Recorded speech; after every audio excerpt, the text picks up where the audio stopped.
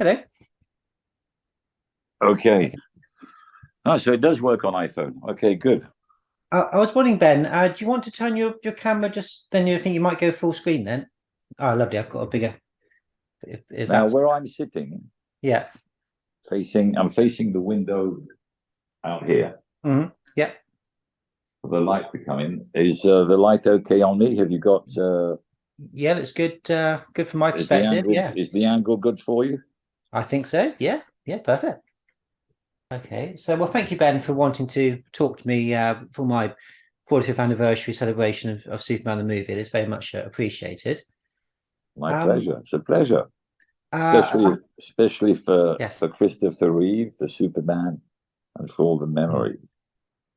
Oh yeah, yeah. It's a fantastic film, isn't it? It's wonderful that we're still talking about it 45 years later. I know. I know. It's amazing. It's Mm. amazing. I was a kid when I did that. Yeah. I wanted to start off just by asking just a little bit about yourself first and foremost. So I wondered why you became an actor in the first place. What was your motivation? My mother was an actress, Hmm. and when I was 14, I came back from Nottingham. I was in London as a baby till I was 5. Then I was in France for a year when my father passed away, and went to Nottingham from 7 to almost 14. And my mother in 1968 was doing a very, very successful play in Paris called The Cemetery of Cars by Arabelle. Mm. And it was during my school holiday, and they were invited to a festival in Belgrade, International Avant-Garde Festival Theatre. And one of the extras couldn't go. And I gave them a headache like I used to do when I wanted something. And I said, I want to come with my mother. And they said, you got to, you're a kid, you go to school. And I insisted so much for some strange reason that in the end, they said, okay. Okay. So I went to Belgrade with my mother, and I was paid, and I was in a hotel, and everything was great. And then I was an extra on stage, and there was a combination of a discovery of emotions of just being on that stage. Mm. It was amazing. And then after the show, I was sharing a dressing room with another actor who was a very very good actor in the play, and these two beautiful women, Yugoslavs, came in the dressing room to meet us. And we went to a bar next door when I was only 14 and had a brandy and a glass of water. And I thought, wow, this is amazing. And I said to my mum, when we go back home, can I after school go to acting classes? She said, why? I said, I don't know. It's just hit me in the guts. I mean, I had this emotion on stage, and these beautiful women came to see me, and I thought, this is a great job. You know, you have the pleasure, you get paid for the pleasure you have on stage, and you have beautiful young women that come to see you in your dressing room. I remember Dustin Hoffman saying something about girls and realizing that you could be with beautiful women when you were an actor. Yeah. And yeah, and she said, okay. So I started going to drama school after school, Mm. and that was from 14 to 16. And then at 16, I got my mother took me to see. My mother took me to French TV where she had a casting with one of the most famous TV directors of the time called Lorenzi. And I was sitting in the corridor waiting for her to do her audition. Mm. And the door opposite mine opened. And the woman said, have you come to see Mr. Chouchon? And I said, no. She said, are you an actor? And I said, not really, but I'm going to drama school. Mm. And she said, could you ride a bike? And instinctively, I lied. And I said, yeah, I can ride a bike, Mm. motorbike. She said, well, come in. The guy saw me. I was very slim and I had long hair, curly hair down to the back of my neck. And he said, you look right for the part. There's a day's filming. You want to do it? And I said, yeah. I got the job. Well, And I did a day, and they were so happy with me. They called my mum. They said, "Can he have another day off school? We'd like him on another day. He's very good, your son." She said, "Okay." So that's how I did my first television, the French TV at 16, paid 350 francs in those days a day. And I went and blew my salary on my first silk and alpaca suit that I'd seen in a shop window in Saint-Germain. And I went to spend the whole money. And that's how I started. Hmm. And it just never stopped. And is working in France significantly different to saying do TV and film in the UK? Yeah, very. It's a different culture. The language makes a big difference. Now, luckily, I was bilingual at 14, but I had a bit of I had a lot of a British accent because, you know, English was my first language.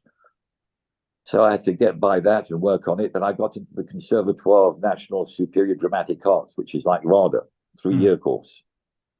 And by working on the classics and on a lot of texts and just working on it and working professionally in the theatre at the same time and on TV, I gradually lost the English accent. And people almost and often nowadays believe that I'm a Parisian. You know, they think, oh, well. So the difference of work is essentially the culture. The French are very different to the British, and the British are very different to the French. The approach to work is different. The essence is the same, but it's different at the same time, you know. And so when Superman the movie came along, I think you were doing theatre work. What was your inspiration to get onto the film in the first place? On Superman? Yes, yeah. Well, when I finished the Conservatoire in 1976, July, I went back to London, stayed there. And I went back to London and I got my first job doing the dog in the tinderbox, going around schools for kids. And I was working in the wine bar in Fulham Road where I was staying at the owner's place. And I was there from 7 to midnight, barman, and going for castings. And they had a problem. And I found another job in Parsons in Fulham Road, just like 100 yards away. And in the midst of all that, Pierre Spengler, who became a friend to this day, was getting Superman off the ground. And I wanted to be in it. I just wanted to be in it so bad. And I wanted to see Marlon Brando work.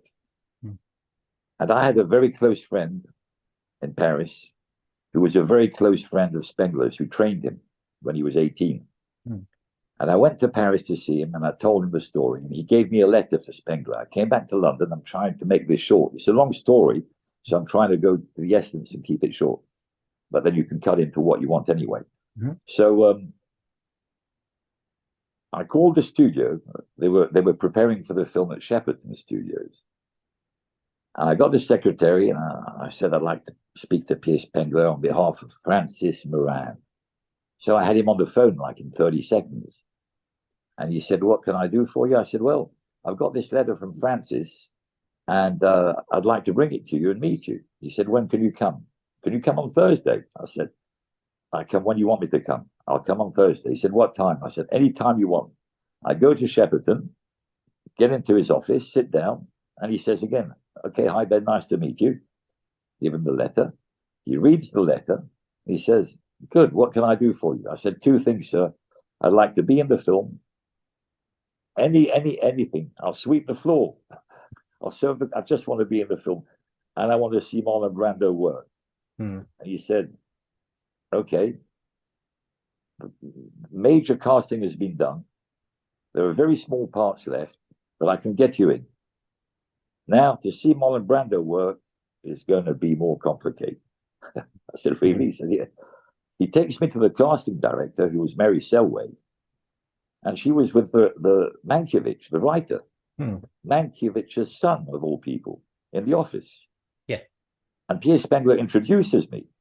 Now, this same casting director, Mary Selway, through my agent at the time, who was Fraser and Dunlop in London, had denied any chance of me being in the film, saying I was a British actor, not American, and I was far too young to be in this film. She'd forgotten about this. And Pierre said, I'd like you to find something for Ben. And I ended up getting this second copy boy job, and I'm on the film for a month. How did I find out? I was working in Parsons behind the bar. The guy comes, the manager comes to me and says, there's a phone call from your agent. I go to the phone. My agent says, Ben, you got a month on Superman at £175 a week. I said, no. They said, yeah. So I went to the manager of the Parsons, and I said, listen, I got a job for a month on Superman. I've got to go. Can I come back after? He said, yeah, no problem. Go and do your film. So there you go. That's how I ended up being in Pinewood Studios in the Daily Planet for a month. Yeah. Did you running around as a second copy boy. Yeah. Did you have to turn down some theatre work in order to do the film? Was there did you have to turn down any theatre work to do the film? Was it? Well, funnily enough, you're right and you're wrong in the sense that it's just after or just before, just after Superman. Yeah, I got a job doing Coronation Street, which was a big thing. And I was Roger the Lodger, the French lover. I mean, 18 million people, and I got into the Sun, the Daily Mirror, the News of the World. I was center page fold of the Sun and everything, and it was a big thing. And that's when I had to turn down a play at the Almost Free Theatre off Leicester Square, I remember. But it was not directly linked to Superman. It was a follow through. Ah, okay, yeah. And what was it like having that kind of recognition from Coronation Street? Was it? Oh man, mad. that was bloody amazing. I mean, I was out of drama school. I played the dog in the tinderbox. I got my equity card. I got this job in I mean, it was just like magic. I get this job on Superman, then Coronation Street, and then I get in the papers. I got married on the 13th of May, 78. The press was at my wedding. It was in the Sunday Mirror, the Sun, the News of the World. I got married in Cheney Road, off King's Road, because I was living in Sydney Street then. And the press were out there. It was in the press.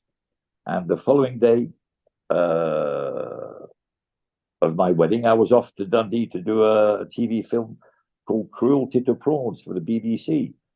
So it was just magic. I was signing autographs. I was, I don't know. People from school that I saw when I went back up to Nottingham said, Ben, you've made it. Do you know that being in Coronation Street for an actor is like playing for England for a footballer? Yes, I suppose it is, yes. In those days, huh? Yeah. Well, it's still a big deal even now, isn't it? But, well, even now, yeah. Right. Ian McKellen's done it. All sorts of Robert Vaughan did Coronation Street. Big actors. I know, it's amazing. Do it. Yeah. I found I was looking for something on Google under my name the other day. A few weeks ago, and all of a sudden pops up Benjamin Feitelson, because I work on the Benjamin, I work on the Ben, Coronation Street, and I click on there, and there's pictures of me with Susie and Gail.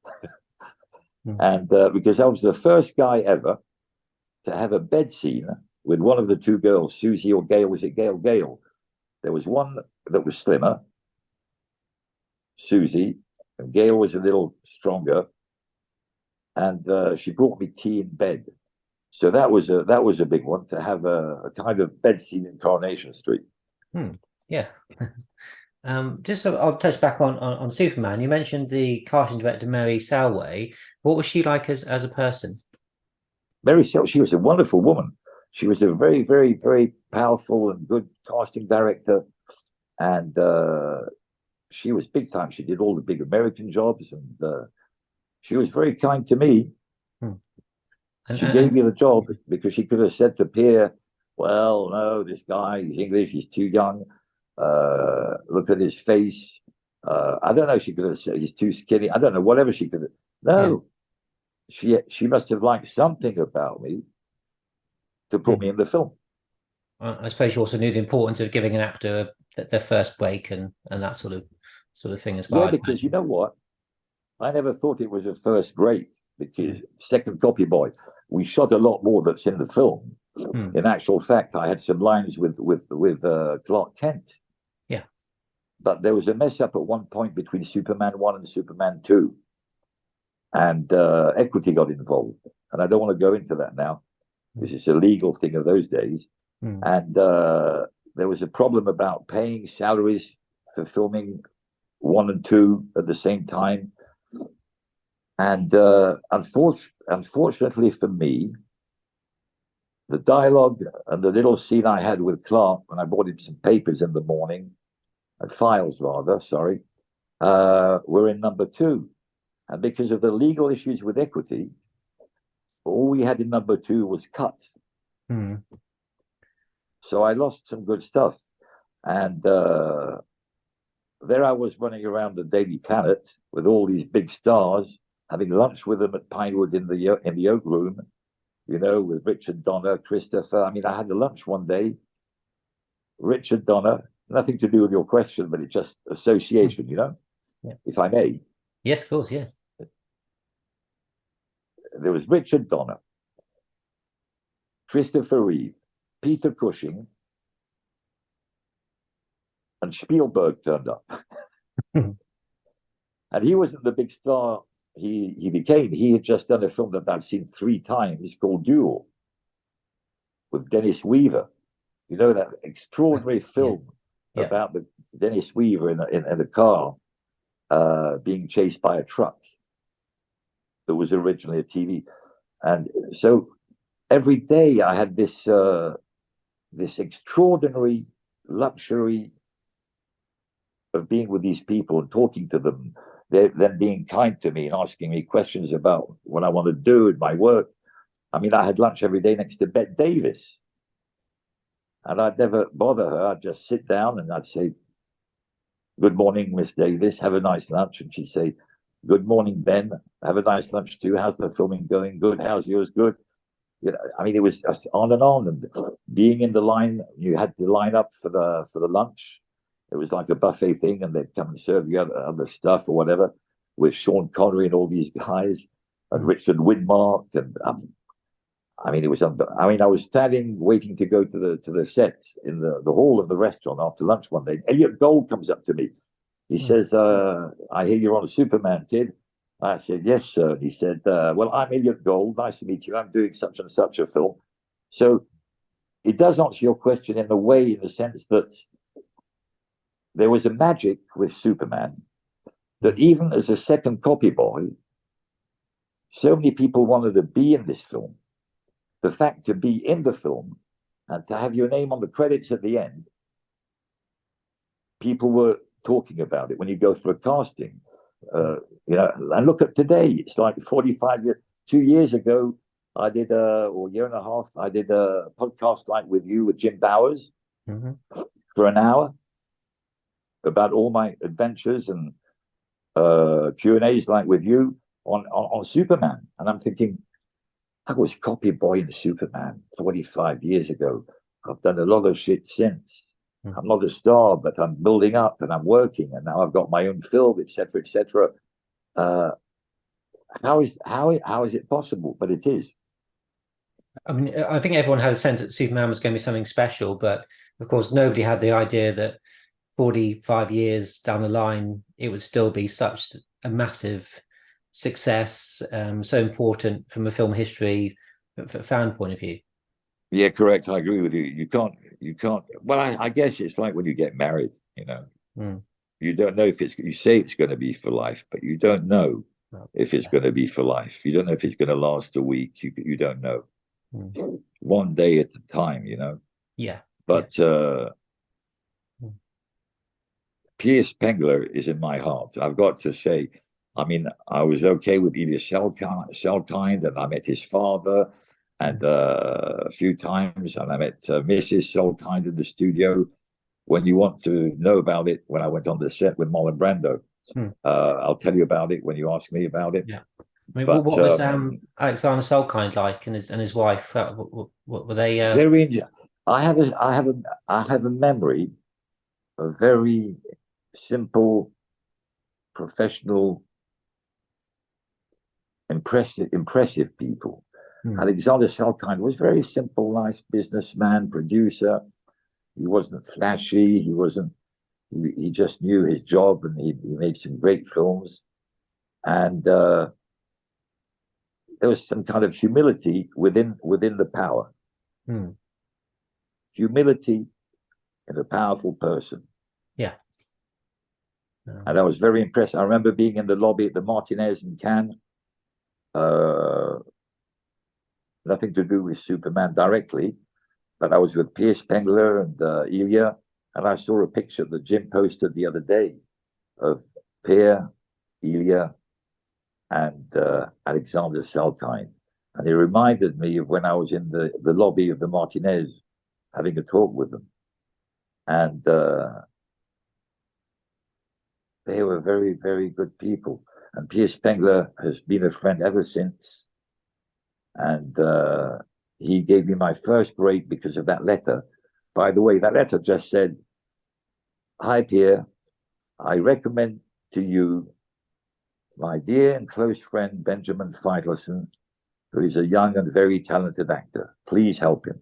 Hmm. And you go from there. That's why we're talking today. Yeah. So thank you, Piers Spengler. I love you. I Yes, do. lovely thing for him to have done. Yes, absolutely. You mentioned Oh, by the yes. way, before you go on your next question, then I won't be able to squeeze it in. Hmm. Years later, we were at the wake in a Russian restaurant in Paris of this guy who sent me to Pierre in the first place, called Francis Moran, who had died. And we're drinking vodka. You got to drink with moderation, by the way. Yes. We're drinking, yeah, always fit in this line on it, drink with moderation. And we were drinking vodka and we were very sad. And then at one point we talked about who's doing what. And Pierre says, "Well, I'm working with Luc Besson, getting the Guy Ritchie film Revolver together." I said, "Guy Ritchie Revolver." I said, "Pierre, can I be in this film? Could you do it for me a second time?" He said, "Yeah, call the casting director on my behalf." So I called her up. She gave me a casting. I got the job. Revolver. So Pierre got me into Revolver with Guy Ritchie too. Was that a good was that a good experience being on a Guy Ritchie film? Wow. Wow. I was there with Jason Stratton and all those guys. And there was a chessboard on the set that day. I was filming in the Isle of Man. And they'd play chess in between takes when it was long setups. And I'm always, I don't know why. I've been in the business 50 years. I always get impressed, like the Little Prince or Peter Pan or something. I stay like a child in my heart, and I never take these things for granted, you know. And I always think I'm lucky to be where I am with these people, and I don't realize sometimes that people are happy to have me. You know, it's like if you were this wonderful woman and you thank the gods for it, and she's the one that's really happy to be with you. So it is very impressive, but it's part of the job, and you go from working with extraordinary people. You sometimes work with less extraordinary people. Luck of the draw. But Guy Ritchie, he's good, man.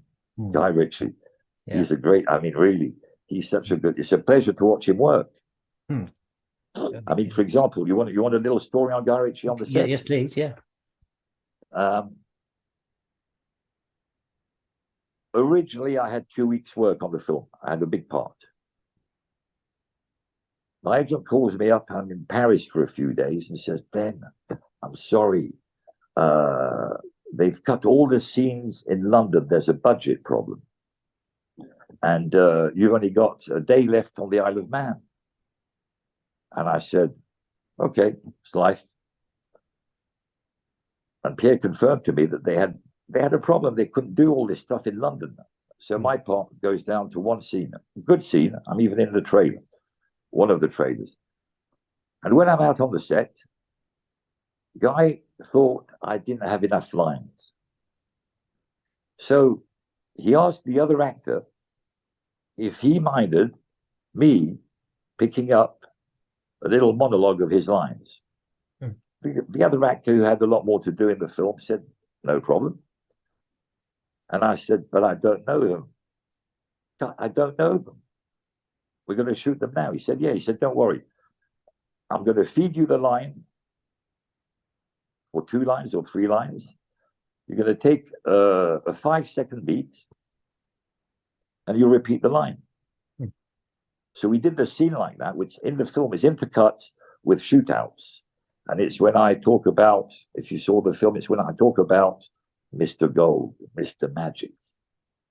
And the whole essence of the film is around Mr. Gold, Mr. Magic, the mystery of all these intricacies.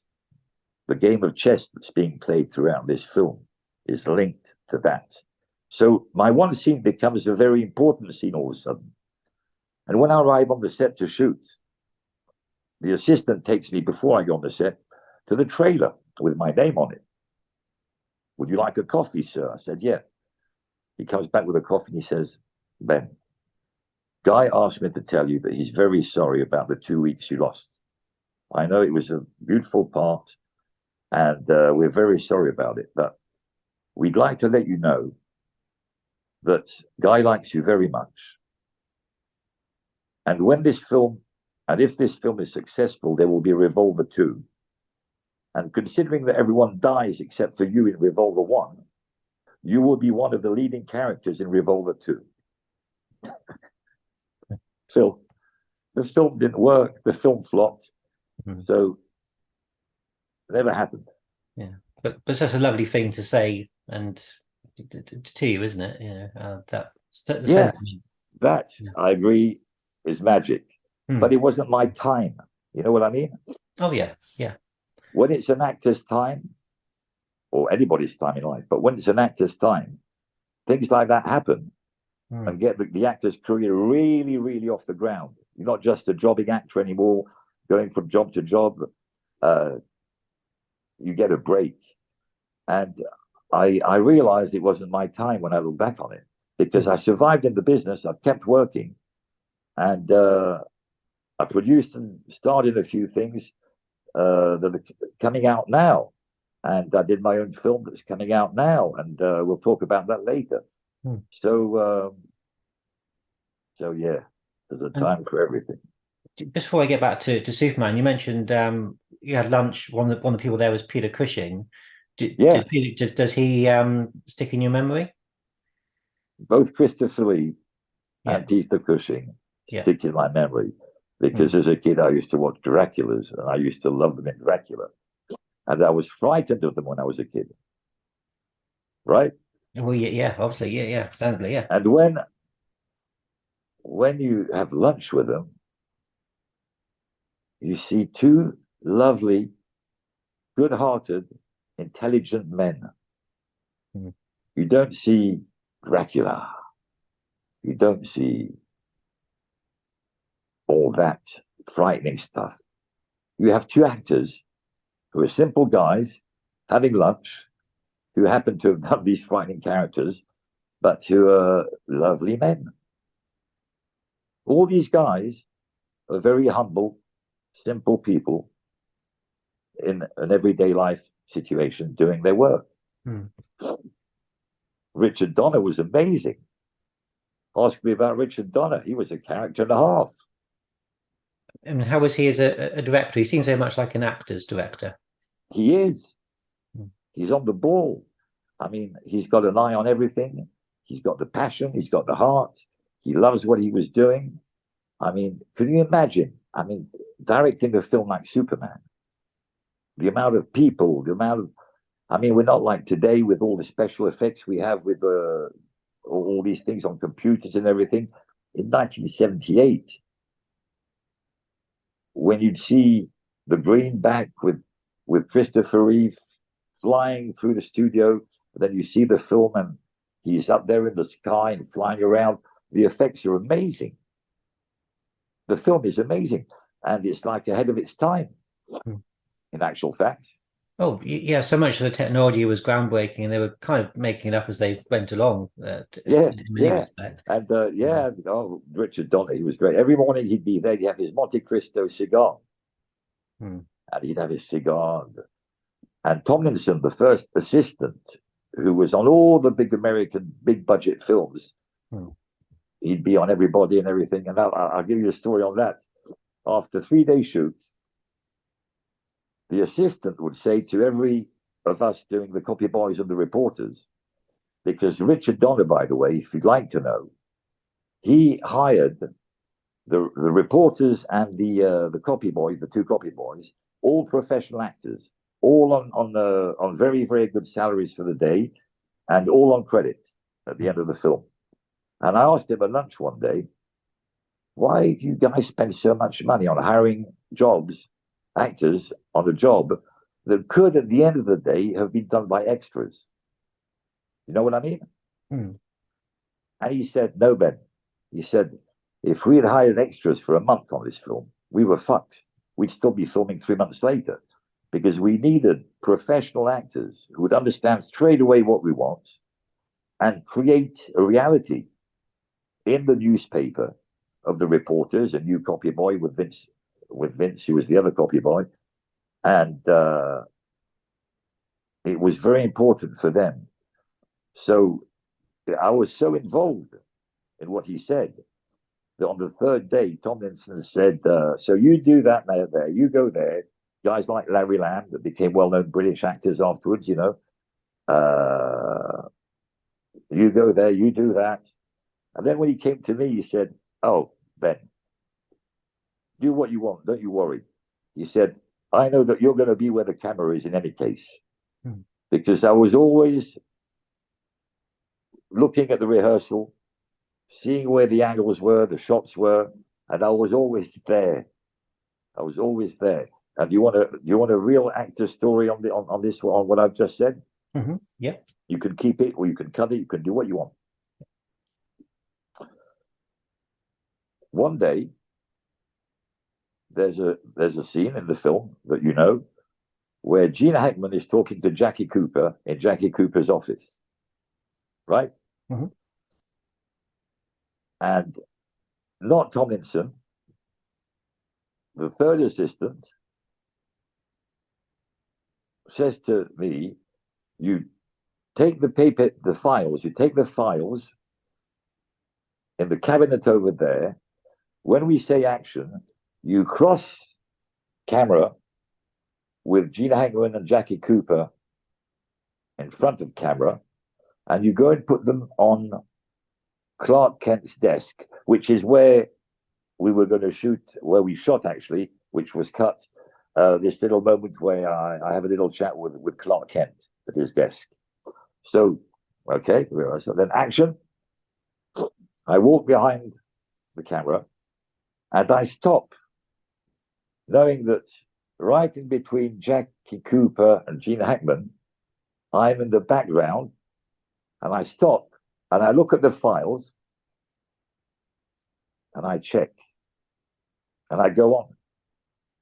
Cut. And the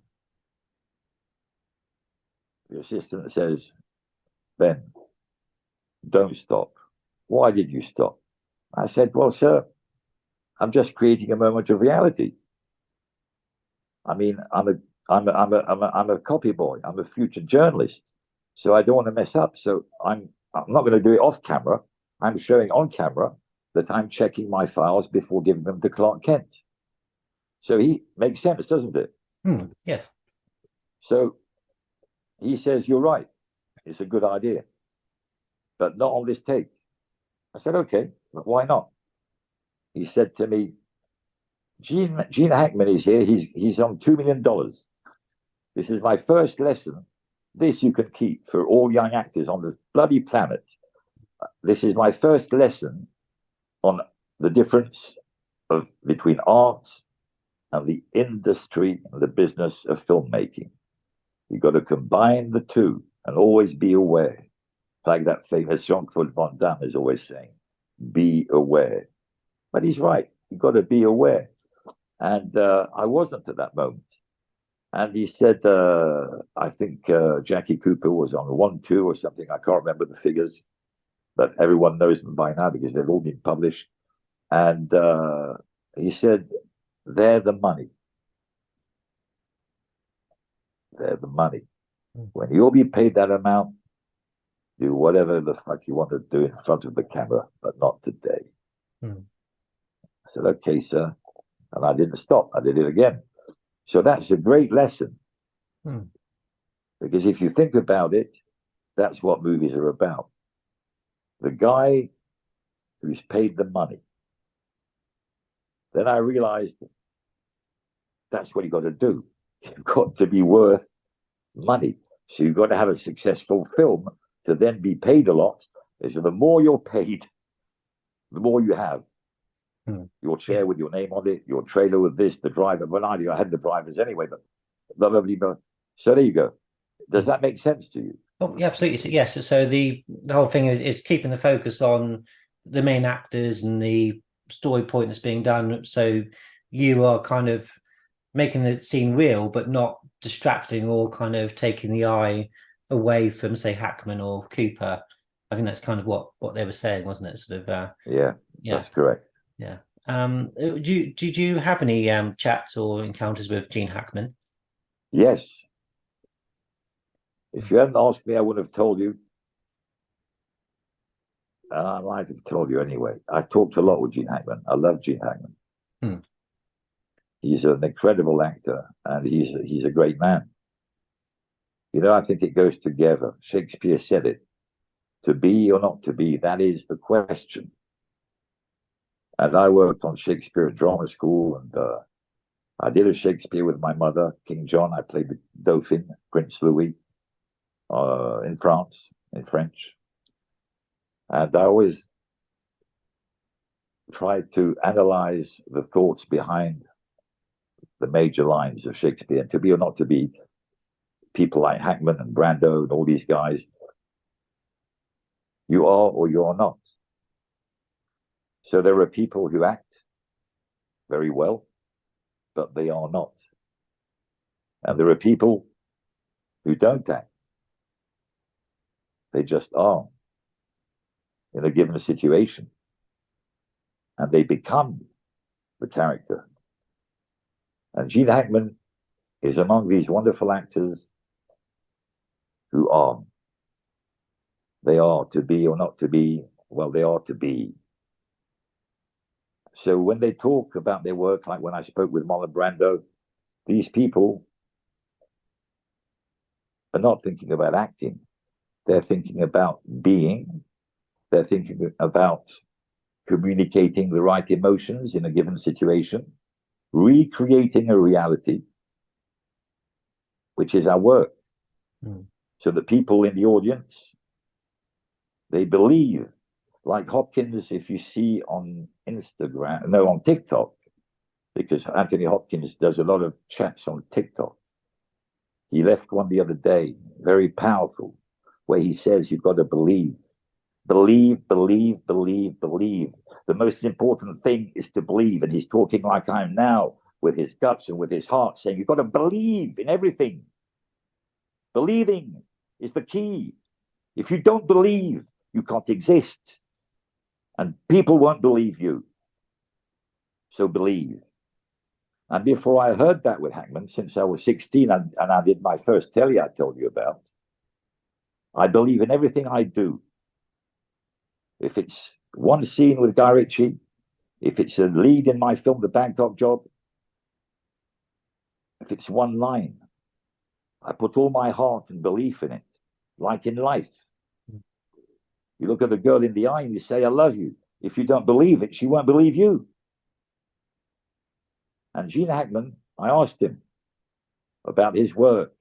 And I said, I've just come out of drama school. I've done this and that. And this is my first small, tiny part in such a big film. It's all my dreams for many years now. He said, what's your dreams? I said, my dream is to transmit emotion. Because when I was a teenager, I saw James Dean and I saw Brando. He said, yeah. I said, yeah. When I came out of the cinema after seeing James Dean, I said, that's what I want. I want to achieve through a part and a writing. One day, I want to transmit an emotion like James Dean has transmitted to me. Because I walked out of that cinema, a rebel without cause, and I thought, my God, I was living it for weeks. I couldn't get it out of my heart. I couldn't get it out of my guts. Never mind my head. And then I did a television.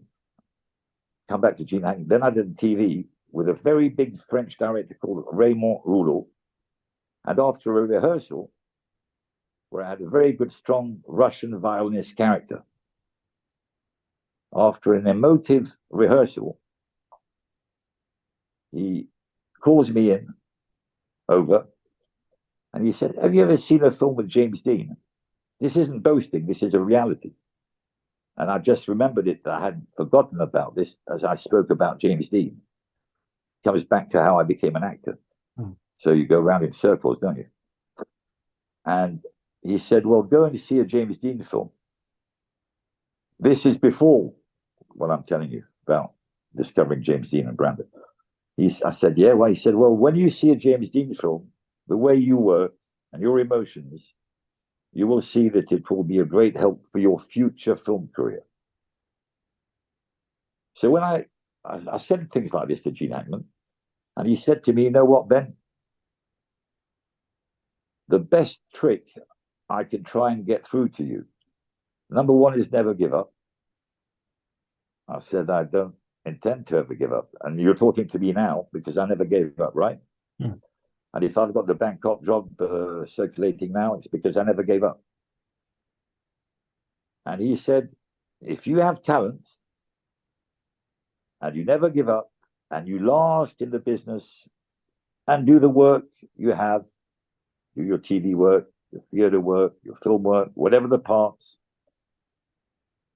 as you grow older, people give up. They get married, they have families. The wife says, you're not making any money, honey. I want to go on vacation. The kid's got to get some new shoes for school. This acting job, you can't continue. I mean, I'm going to divorce you if you continue this bloody acting job. And the guy quits acting, gets a regular job, and sees his friends move up. And he's, like, I don't know, like the drummer in the Beatles.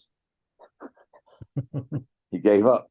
Yeah. Well, you're never going to make it. We're never going to make it. My wife wants me to make money. I've got to put the kid to school. Forget this singing, music, bloody business. And he left, had a heart attack. So Gene Hackman was saying, in essence, people give up. Mm. And if you're still around and you're good and you've built up experience, someone will come knocking at your door and give you the part of the job that will take you up there. Yeah, that's my Gene Hackman story. Who, on the other hand, before every take, they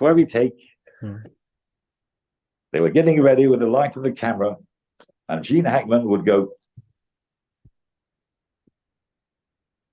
hey, he tap dance. Yeah. And then Richard Donner would go, action, and he'd go straight in there. These guys are unbelievable. Yeah.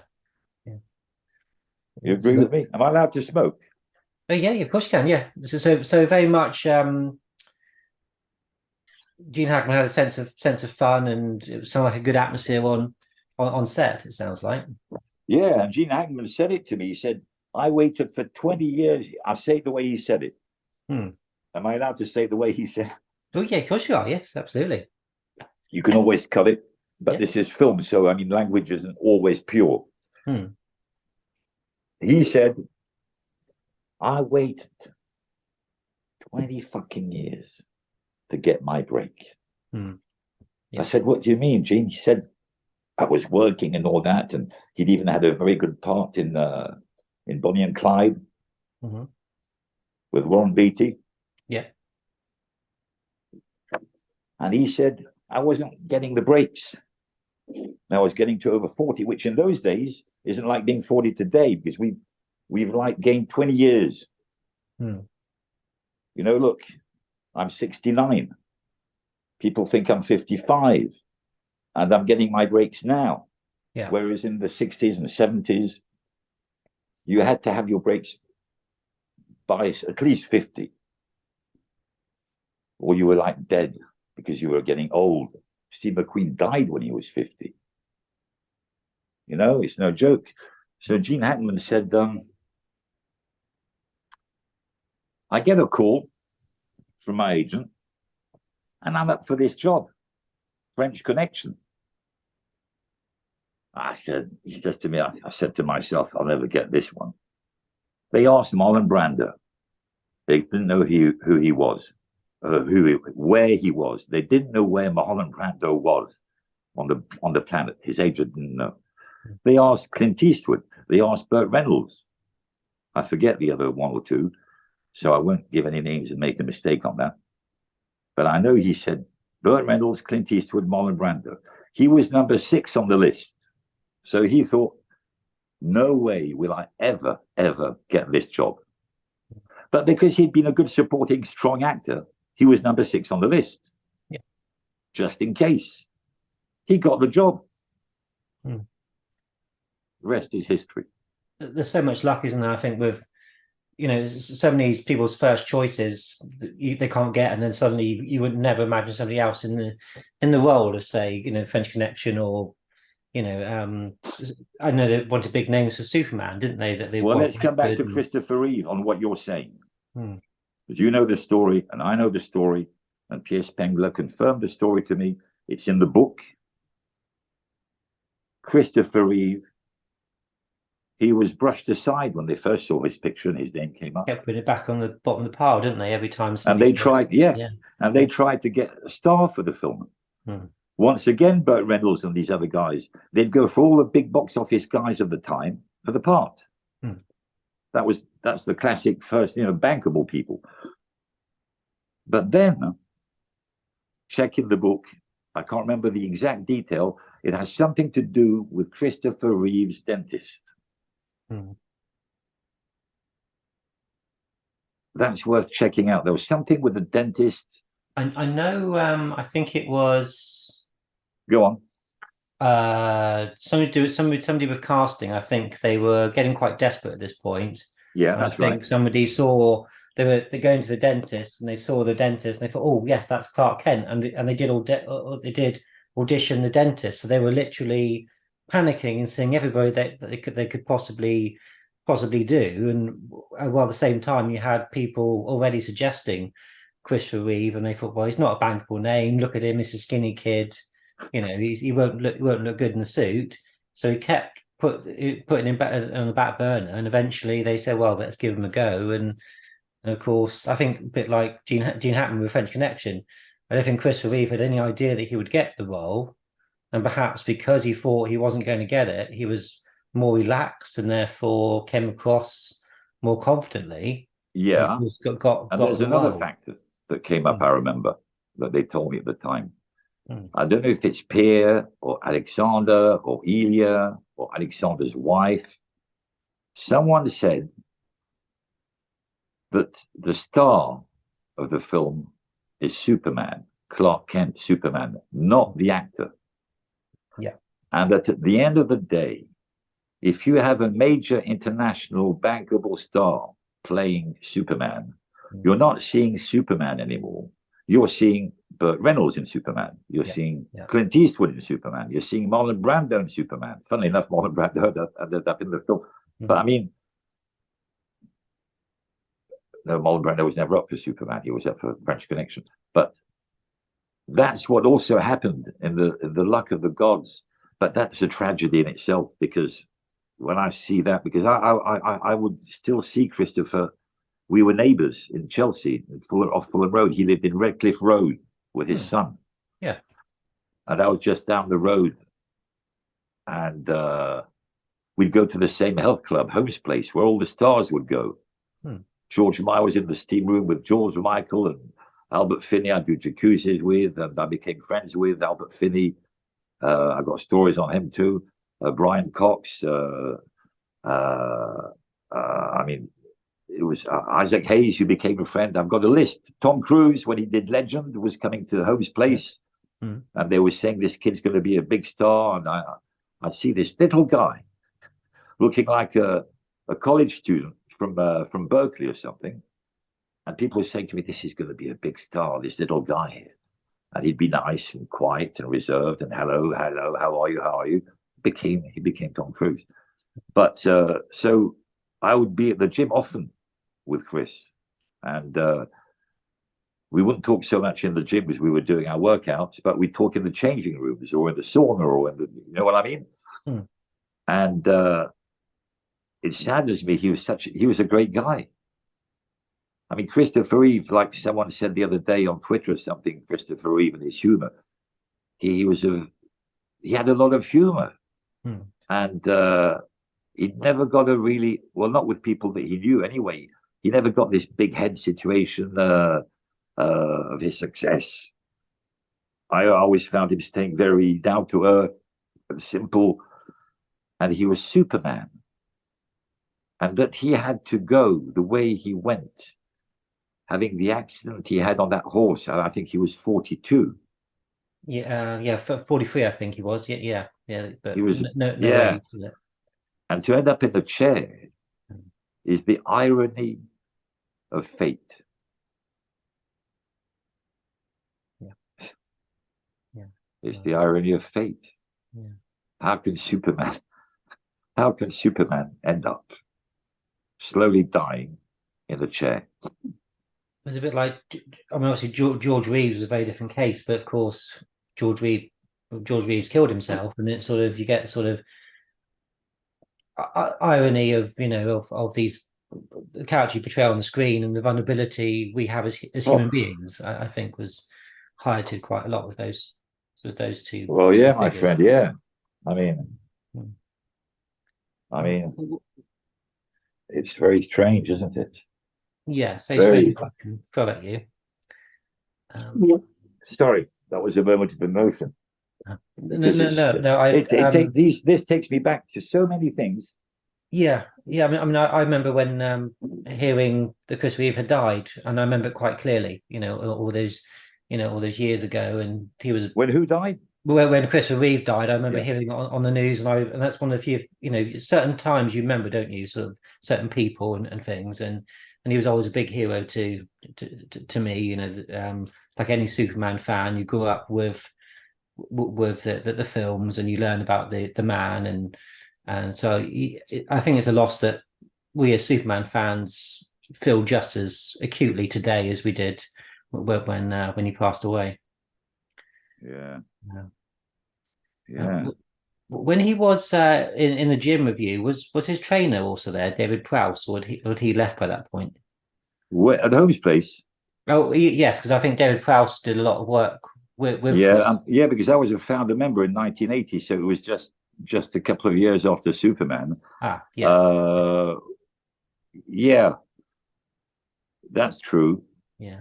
I think David left. There was the long-standing trainer. He came from High Street Ken. What was the name of that club in High Street Ken? He came to Holmes Place like pretty quickly after the opening, and he was a Turkish guy. He was a Turk. What was his name? I know. Now I forget his name right now, but I knew him for many years, and he'd train us. He'd do these gym exercises, speed exercises in groups. Chris didn't do the group thing, but Brian Cox, who became a big star, did. Jack Shepherd, Oliver Cotton, and we were doing these training sessions. But that was one hell of a time, yeah. You mentioned you got to know Albert Finney quite well. Do you have a brief story that you'd like to share about Albert? It's got nothing to do with Superman, but I got one. Oh, yeah, if you don't mind. Oh, you are interested in different kind of stories. Oh yeah, absolutely. I'm interested in all kinds of people. So I think it's Oh worth. well, you're going to have to do another one of me on this one in 6 months then, because you won't have them all in, but you'll have a few. Hmm. I've got a great Michael Caine story when I filmed with him. I've got now this Albert Finney one Yeah. is amazing. Brian Cox, who we all know now, I did a play for today with him in 1983 after a film I did called The Guns and the Fury. Look, keep this on there. It didn't work out, and it wasn't my time. This film here, Oh yeah. Peter Yeah. Graves, right? Mm-hmm. You can keep this. I'm introducing Ben Feitelson. I don't know if you can see that, Oh yeah. Yes, I can see that. Yeah. Yeah. right? And you can see here Peter Graves, Cameron Mitchell, Michael Ansara, Mm-hmm. Albert Salmi, right? Yeah. And you can see me at 20. This is how my hair was in Superman. Right. Yes. Yes. Yes. Nice and long, isn't it? Yeah. Yeah. That's Cameron Mitchell from High Chaparral. Oh, right. Yes. That's Peter Graves from Mission Impossible. Yes. Yeah. That's Albert Salmi from Petrocelli. Mm. So here I am. I think this is linked directly to Albert Finney. Otherwise, I would have never shown you this. 24 years old, I did that after Superman, lead role, introduced, but starring role with Peter Graves and Cameron Mitchell. It's not bad, right? No, It turned very out to good. be a movie. It's about the first petrol. All the problems we have today are linked to what this film says about the first petrol dealers with William Darcy of British Petroleum with the Shah of Persia. Mhm. And it's all the problems we have today. But it was a B movie that did well on video, but didn't do. Its premiere was in San Antonio, Texas, and in London premiere it was at the Prince Charles Cinema in 1983. Mm-hmm. And this is linked to Albert Finney. Why? I'd have never shown you this if it wasn't for your Albert Finney question, Yeah. because it would have looked like presumptuous. You know, when I was a kid, I did this starring role with Peter Graves, but the film didn't work. And here I am today. No. I mean, Brian Cox had introduced me a couple of times once, and we had a couple of times coffee, or you remember Fincher's next to Holmes Place? Mm-hmm. I don't know if you remember on the Fulham Road next to Holmes Place, there was a pub called Fincher's. You have beers in there with all these actors that would come to the club. And time goes by, and I go and do my workout, and I'm in the jacuzzi with Albert Finney. And he gets out of the jacuzzi, and he's walking up and down with a hose pipe on his backside, to be polite. Right. Yeah. Cold water. Yeah. I won't develop. And we're talking. And he comes back in the jacuzzi and he says, Ben, I've seen you somewhere before, haven't I? And you know Albert Finney, what he was like. Mm. He was a real character, a wild guy, up and down. And I said, well, Albert, yeah, with Brian. He said, oh, no, I know with Brian. I'm not talking about that. He said, I've seen you somewhere else. And then all of a sudden he goes, I know, we're like Monday or Tuesday, or maybe even Sunday.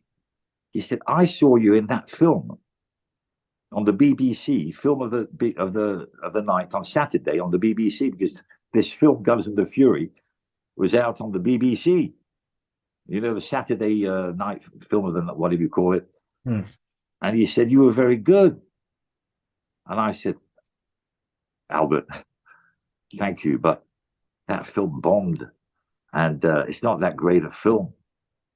And you're one of the greatest actors of all time. And I have this respect and love for your work. And you see me in this film. He looks at me. He says, yeah, you're good. He said, don't say what you just said. Don't care. He said, if I told you all the films I've made that were B movies or bum movies that I did for the money like everybody does every now and again, he said, you can't make films at the masterpieces every year. You've got to work as an actor. Hmm. You do your job. And sometimes you get lucky. You hit a great script with a great part, and the film gets Oscars, and you get Oscars or awards or whatever, and BAFTA and this and that. But you can't count on that. You've got to do your work. do your job as an actor, and happens what happens. Yeah. Because these films, people forget about them 20 years later. See, I'll show you the poster of the film with these TV stars, and they were big time, these guys, Peter Graves and Cameron Mitchell. And they had stories like you're asking me to tell you stories now. When I was in the pool with Cameron Mitchell or Peter Graves on a Sunday on our day off with the Bloody Mary, the stories Cameron would tell me about, Marlon Brando in a party one night, about parties with Marilyn Monroe, about how when he did a small part in The Tall Men, I think it was called, with Clark Gable and Spencer Tracy, and blah, blah, blah, blah. So it all links up, and they all say the same at the end of the day. So Albert, that is my little story with Albert that followed through not so long later. I think it was a year later. We arrive at the Evening Standard Awards or BAFTA Awards, walking up the stairs together. And he was nominated. So we have a little chat. Hey, how are you? How you, Ben? How you, Albert? I said, you're going to get the award tonight. You're going to get Best Actor. He said, well, there's competition. You never know, And he had a few drinks like he did. And I said, I bet you a pint at the pub that you're going to get Best Actor. And he got Best Actor. And he bought me a pint in the pub. Oh, lovely. Yeah. That's a shortish, I hope not too long, a shortish version of a story with Albert Finney. Oh, yeah, that's perfect. It's wonderful to hear that. As you mentioned, Marlon Brando, you did get a chance to see him shoot, didn't you? I think it was on the Fortress of Solitude. It was one of the speeches. Yeah, I don't know if yeah, absolutely. I mean, if you're curious about that one, I'll be happy to tell you. If you saw the Jim Bowers podcast. Yes, it's mentioned in Jim's interview, wasn't it? Yeah. Yeah. Because it was I'm on the set. You want to know what happened when I was on the set or at the party afterwards? Yes, if we could have the onset and then lead into the party, that would be lovely. Yeah. If that's what you'd like and it's okay with you, it'll take 2-3 minutes. This one. Yeah, please. Lovely. Is that okay with you? Excellent. Then you can take what you want for your montage and keep what you want for your memories. I will, yes. But no, I might make it tomorrow with the Bangkok job and get big work and be a respected actor. You'll have a document on me. Oh yeah. And seeing that I'm not thinking about what I'm going to say, and I didn't plan what I was going to say, I work like I work as an actor, moment to moment. So I didn't plan anything. I just go with what you ask me, and it goes where it goes. It's more truthful then, isn't it? Like does that make sense to you? Yeah, more truthful approach, isn't it? Well, that's how I work as an actor. I learn my lines. I know the situation. I go on the set, and I react to the other actor. That's what James Cagney said when they said, how do you act like you act? He said, I look at the guy in the eyes, and I tell him the truth. Yeah. So Marlon Brando, I'm sitting in the office at Shepperton Studios before we filmed the Daily Planet. Yeah.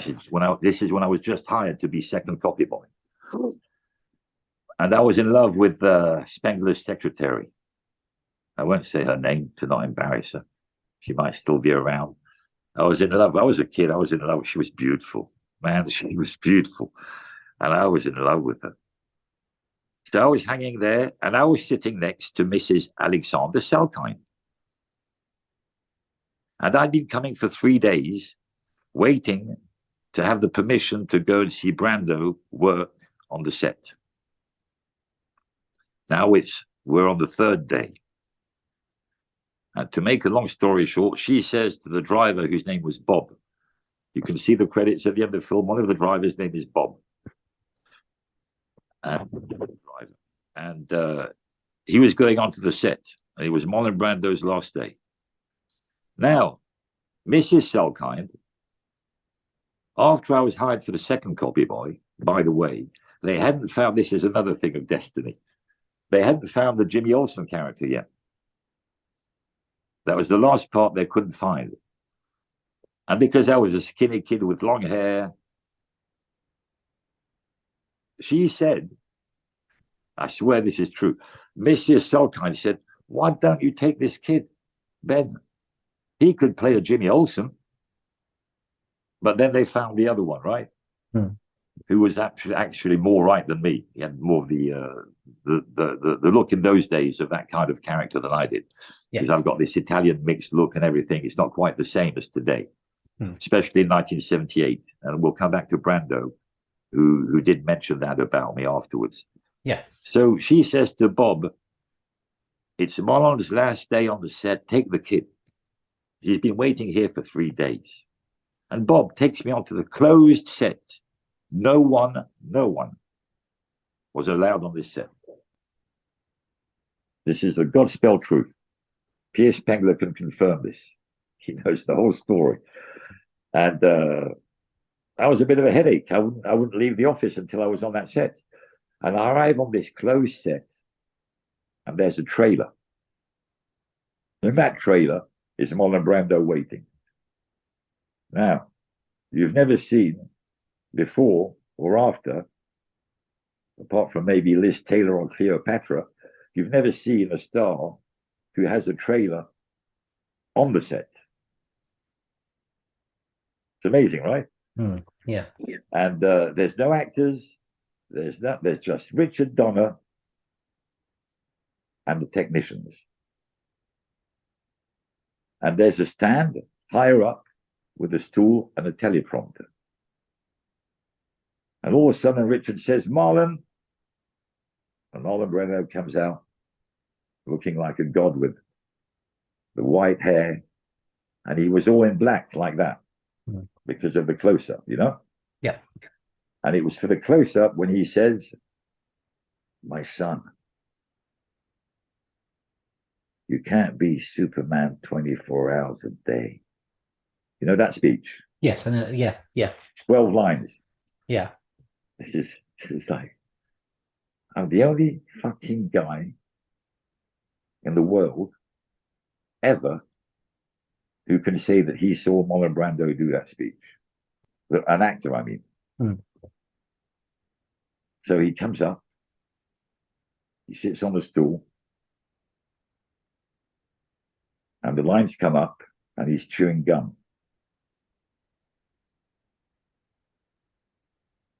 Richard Donner, action! Marlon Brando.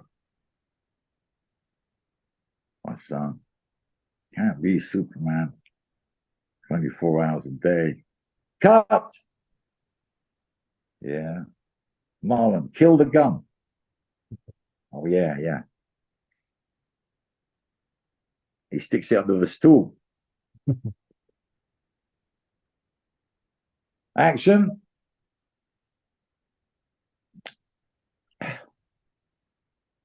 My son,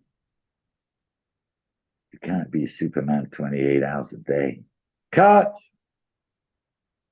Marlon, yeah. There are only 24 hours in a day. Yeah. Well, you said 28 hours in a day. Oh, yeah? Go again. This goes on. It's the end of the day by now, right? Yeah. This goes on to read. I'd have been fired, right? After the third take, I'd have been fired. For an hour of overtime. Like the rap is at 5:30, I think it was. 5:30. That's the equity law. Yeah. Tea and cakes and sandwiches come at 4:00. Rap is at 5:30. That's it. They go for an hour overtime. So you got perfection on the screen. That's magic when he does this, right? Now, I always wondered if he's such a smart genius of an actor, if when he felt, because I've used that since as an actor, I never told anybody else, so now I'm dead because someone's going to see this at some point. I use this Marlon Brando technique, which I'm sure it was, which is if you feel as a person, you, Marlon, or me, Benjamin, you know when you start the line, you know if you're in the right direction or if you're out of the reality. You know if there's something wrong. Now, most actors will carry on until the director says cut, right? But if you make a mistake somewhere, they've got to shoot make the take again until you're happy with their whatever. So Mullen finally got it all perfectly in. And at the end, he said, "Overtime is on me." Yes. And that was, I can tell you, because it's in the transcripts in the book, he was paid $3.7 million for 13 days work. So in those days, I remember Pierre telling me that they worked out that the 1 hour overtime in those days cost $100,000. Wow. Yeah. That's a lot of money in those days. Incredible amount, isn't it? In 1977, oh my God. Yeah. So that's for that. Then after this sequence, that's the short version. After this sequence, oh yeah, because in the middle of all that, after about, that's a good one to put in, after about 9-10 takes, Richard Donner doesn't say anything to Brando. He gets angry. He says, I'll pull the camera away for that. "If I hear another fucking word on this set for everybody, Marlon Brando cannot concentrate. One more word and you're all off the set, except for the camera and the sound guy. So now shut the fuck up." He couldn't get angry against Brando. Yeah. He couldn't yell at Marlon Brando. Marlon Brando would tell him to fuck off. So that is a little memory thing too that's fascinating. Yeah. And then there's a party for the end of the shoot, because it was Marlon Brando's last day, a set party. Now comes in Katrina Spengler, Pierre Spengler's sister, who happened to be a friend of mine from Paris.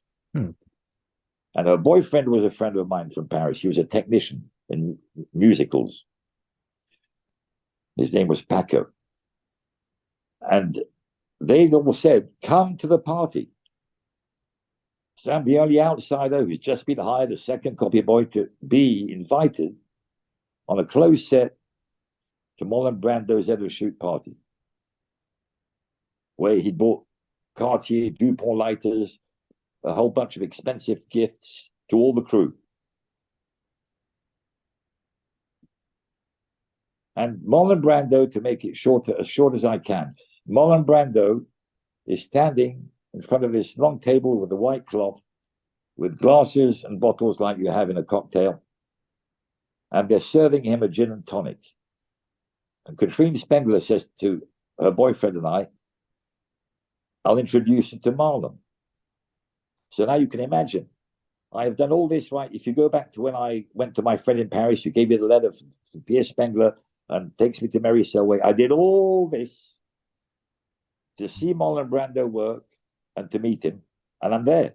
We're together, right? You're with me on that? Yeah. I'm there, and I'm walking towards Marlon Brando. In the movement, Katrina goes up to his left. I'll never forget the positions of that. Katrina goes up to his left, and her boyfriend is on her left, and he comes round in front of the table, and I go to Brando's right. Katrina looks at Marlon and says, "Marlon," he says, "Hey," she says, "I want to introduce you to my boyfriend." He turns round on my side. I swear, you can't forget that. I mean, I'm a sense memory actor. I don't forget anything. So, I mean, I don't. Yeah. I'm a natural sense memory actor. And he looks at me, he says, "Hi." He gives me his hand. And I don't know why I said something so stupid.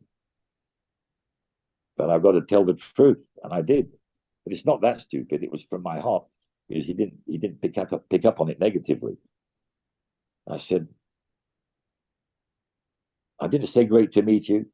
I didn't say, "Oh, I'm so honored." I said, shaking his hand like that, I said, "Give me some of your energy." looking at him in the eyes. And he held my hand for a second. And then the magic broke with Catherine Spengler, who said, "Hello, Marlon, that's my friend Ben. This is my boyfriend." Turns around, I to the boyfriend.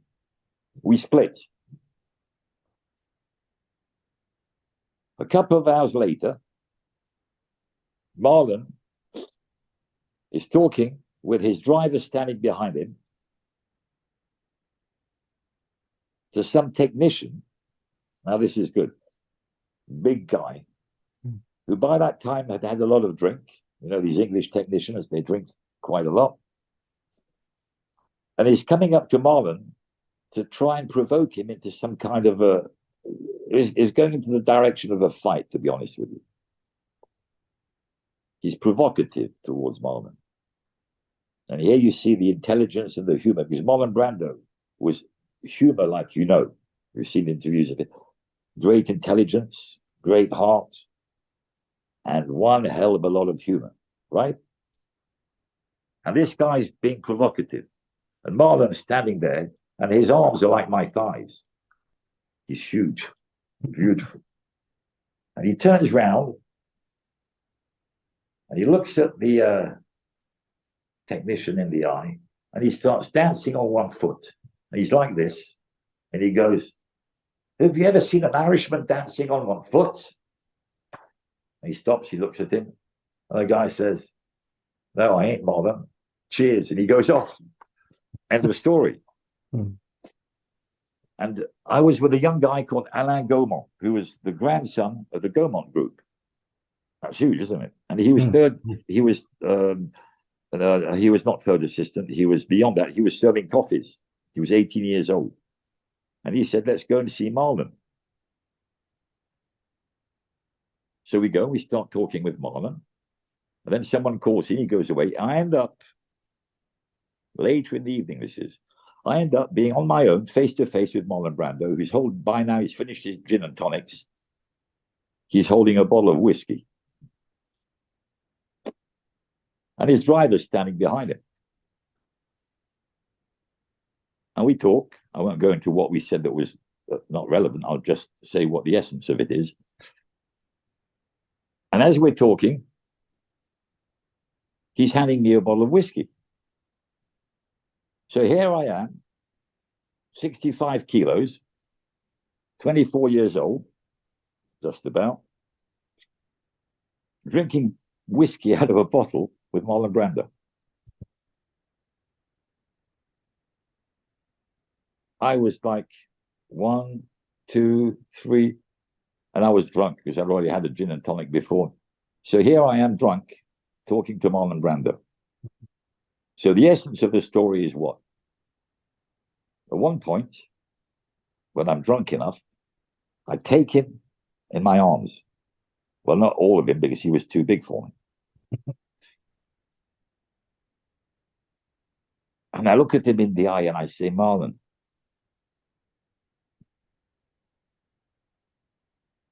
what can I do to become a great actor like you one day?" I swear I said that. Up to then, he'd been talking lightly. He'd be having fun, people passing by, hey, blah, blah, blah, blah, blah. All of a sudden, I hit a chord in the guy. It's not the kind of thing people have gone around asking Marlon Brando when they meet him, right? Yeah. If I hadn't been drunk, I might have not had the courage to say that. But I'll tell you what,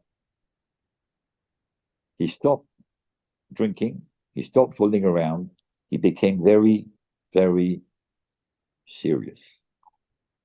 Now we're talking about the work, we're talking about a lifetime.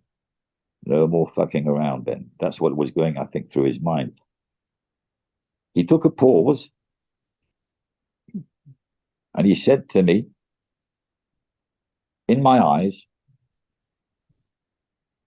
"You got to have a great heart, Ben. You got to have a great heart." End of story. back to normal. We carry on drinking. And now, by that time, now, everyone has left the set gradually.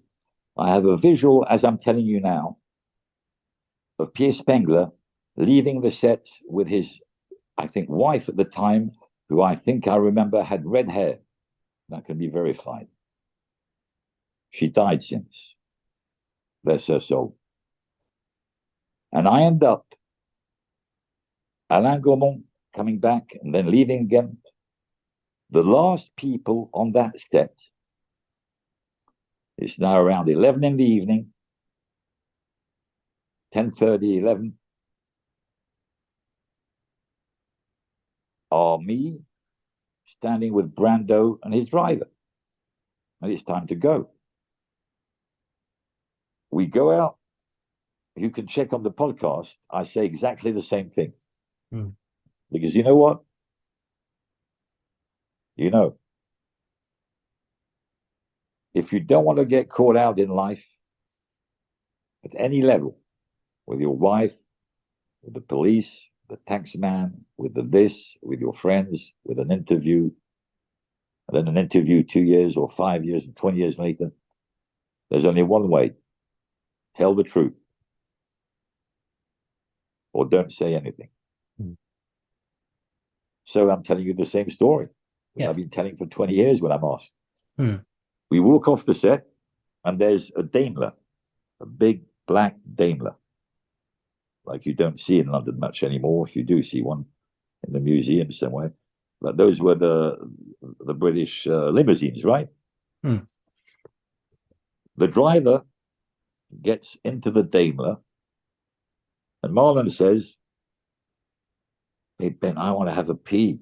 I said, "Oh Marlon, I'm dying for one too. I'm sure we had to drink." And he says, "Well, let's do it." And we stand against the wall with the limousine, the Daimler, and the driver behind us, and we piss against the studio wall. Usually, when I ask this question, people in life, not in an interview, but in life, say, "Did you see Marlon Brando's dick?"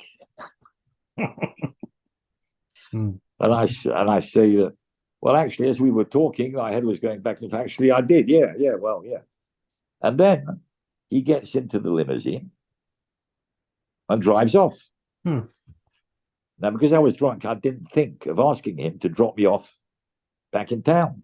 Yeah. And the punchline of this is amazing. So I run to the station. I think I got the last train back to London. And I go back to Chelsea. Because I was living in Redcliffe Gardens after Hollywood Road. 18 Redcliffe Gardens after 29 Hollywood Road.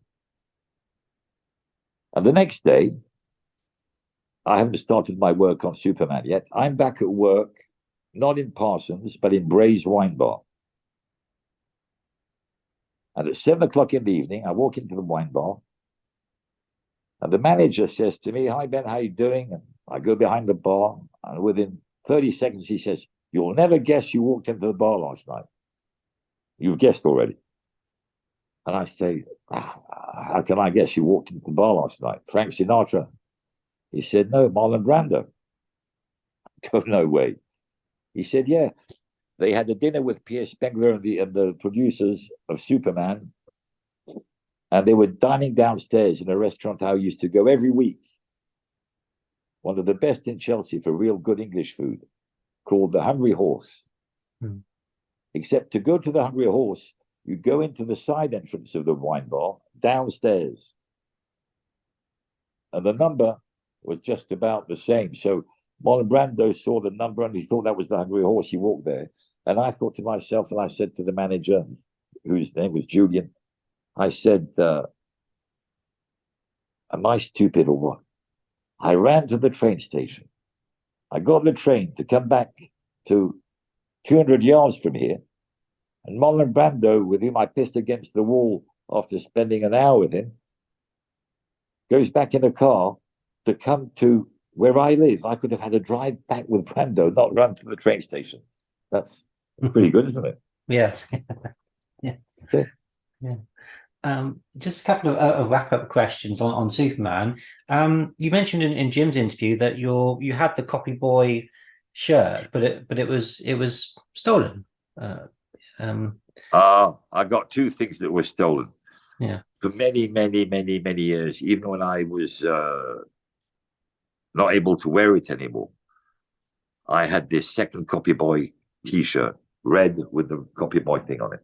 And I also had, I forgot to tell you, you remind me now, before going to the car and pissing against the studio wall, people were coming and asking for Polaroids of Brando, and I felt I couldn't do it.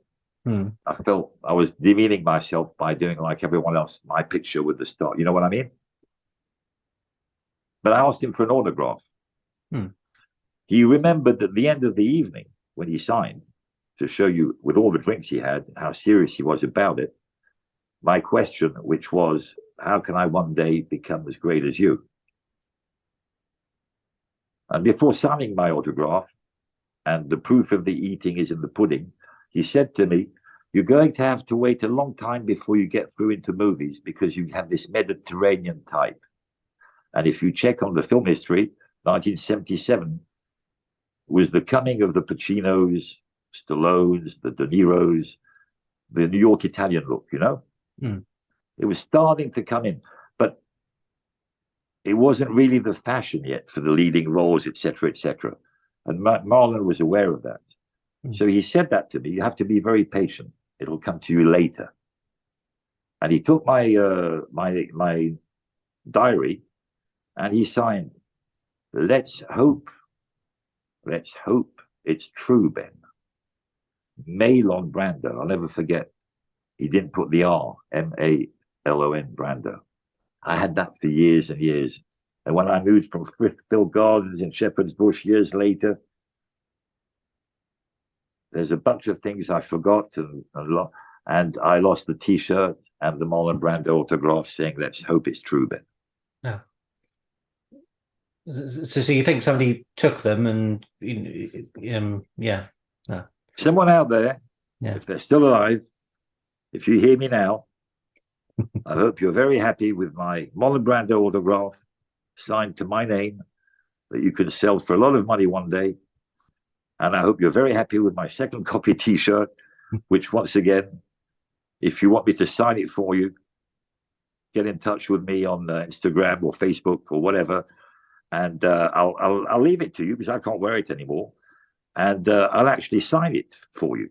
It'll put even more value for when I'm dead to have this second copy of my T-shirt. Message to the person who's got it. You never know; these things sometimes turn up, don't they? But it's always possible. You never know. Yeah. And do you want to know what Richard Donner said to me in the lineup for the food in the Oak Room at Pinewood? I never told you that one. Richard Donner. That's linked with Superman. Yeah. Towards the end of the shoot, we're lining up for the food, and he says to me, just came back to me now. He says to me, Ben, whenever I do a film, get your agent or you get in touch with me. I had his number till his death. I had his number, his personal number in LA.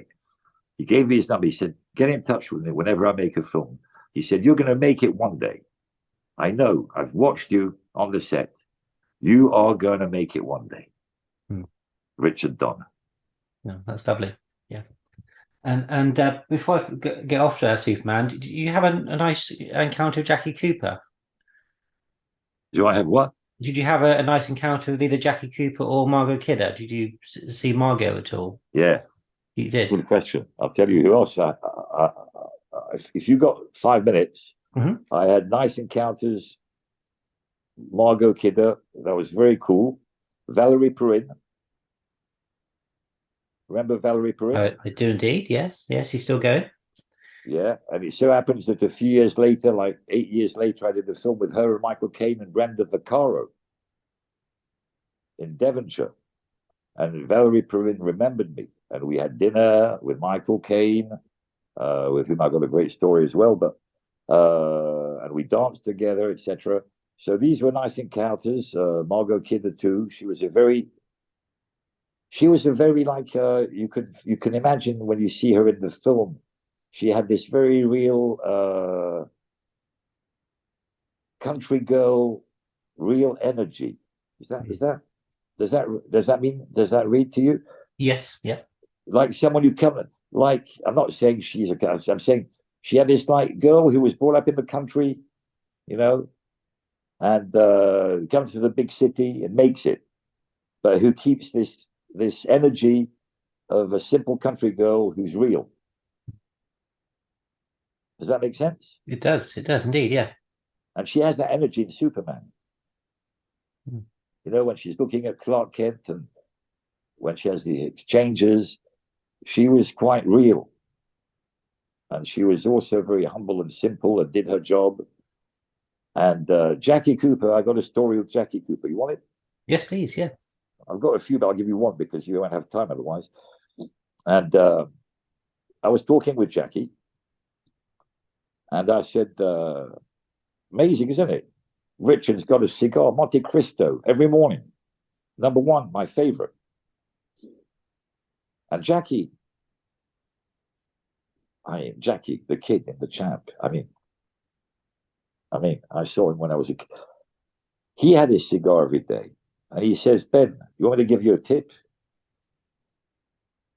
In the future, every time you're on a set on a film, on the first day, get the props to get you a cigar. Find a way within the first 2 days of smoking some of that cigar in one of the scenes. I said, yeah. He said, yeah, because then for the rest of the film, the production is going to have to pay for your cigars to be in continuity. Yeah, good idea, isn't it? Yeah. That's a cute one, isn't it? It is very good. Yeah. And then I've got another one with Terence Stamp. Oh, yeah, yes, please. Yep. Who became a friend of mine. Mm-hmm. I was the only actor that the others couldn't understand why, who was allowed in Terence Stamp's dressing room. Because we all had our own, I even had my own star dressing room with my name on the door and everything. I was next to Laurence Olivier, used Ursula Andress. I'll give you a list like that. Hmm. You know what I used to do? What? I wasn't a star, so I didn't have a phone in my dressing room. But I worked out that the stars did. So when I wanted to call my girlfriend in Paris, I'd go into Ursula Andress's dressing room when she went off on the set. I'd call from her dressing room, and the bills were charged to her production. So Terence Stamp, I was the only guy he'd let. So I'd go in his dressing room. You had to take your shoes off because Terence had become, after having spent 2 years in a monastery in Mount Athos. Remember that? I remember him. I've heard him talk about those sort of days. Yes. Yeah. Well, this is what I'm punchline on if you're interested. Oh, yes, absolutely. Yeah. Because he was in Superman, and he is a fascinating actor with a great career and a fascinating man. Now, as you know, Terence, we'd have talks and everything. And then I saw him a while after when he was doing meetings with remarkable men. And I was shooting a British telecom commercial where I was doing a tango, very big, popular in 1987. Big hit. It was on all the time. I was doing a tango dancer with a woman and the dog walking in with the husband biting the woman and the sparkle in the tooth. And I was shooting that at Pinewood Studios. And they were shooting meetings with remarkable men. And I'd have other chats with Terence, who had completely changed from the young Terence Stamp, who was the most beautiful icon with David Hemmings of the 60s, getting drunk, fighting in pubs. You know the whole story, right? Mm-hmm. And a few weeks later, I'm going to buy some tea in Fortnum & Mason's. And Terence Stamp used to love having his tea in Fortnum & Mason's, if you didn't know. And he's there in the tea room. I was coming in from Jermyn Street end, not from Regent Street, Piccadilly, sorry. And he was sitting there with his tea, sitting very straight, calm, like he'd become. Hi, how are you, Ben? Sit down. He orders me some Earl Grey tea. and we talk. And the essence of it is what? I said, Terence, I wanted to ask you something. You were such a big star. You had all the women, all the money. You got into all these fights in the pubs like Oliver Reed.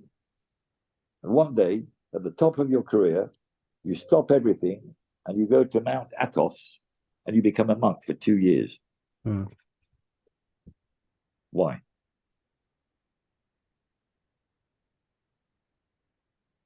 He'd worked on his accent. He wasn't talking like a Cockney anymore.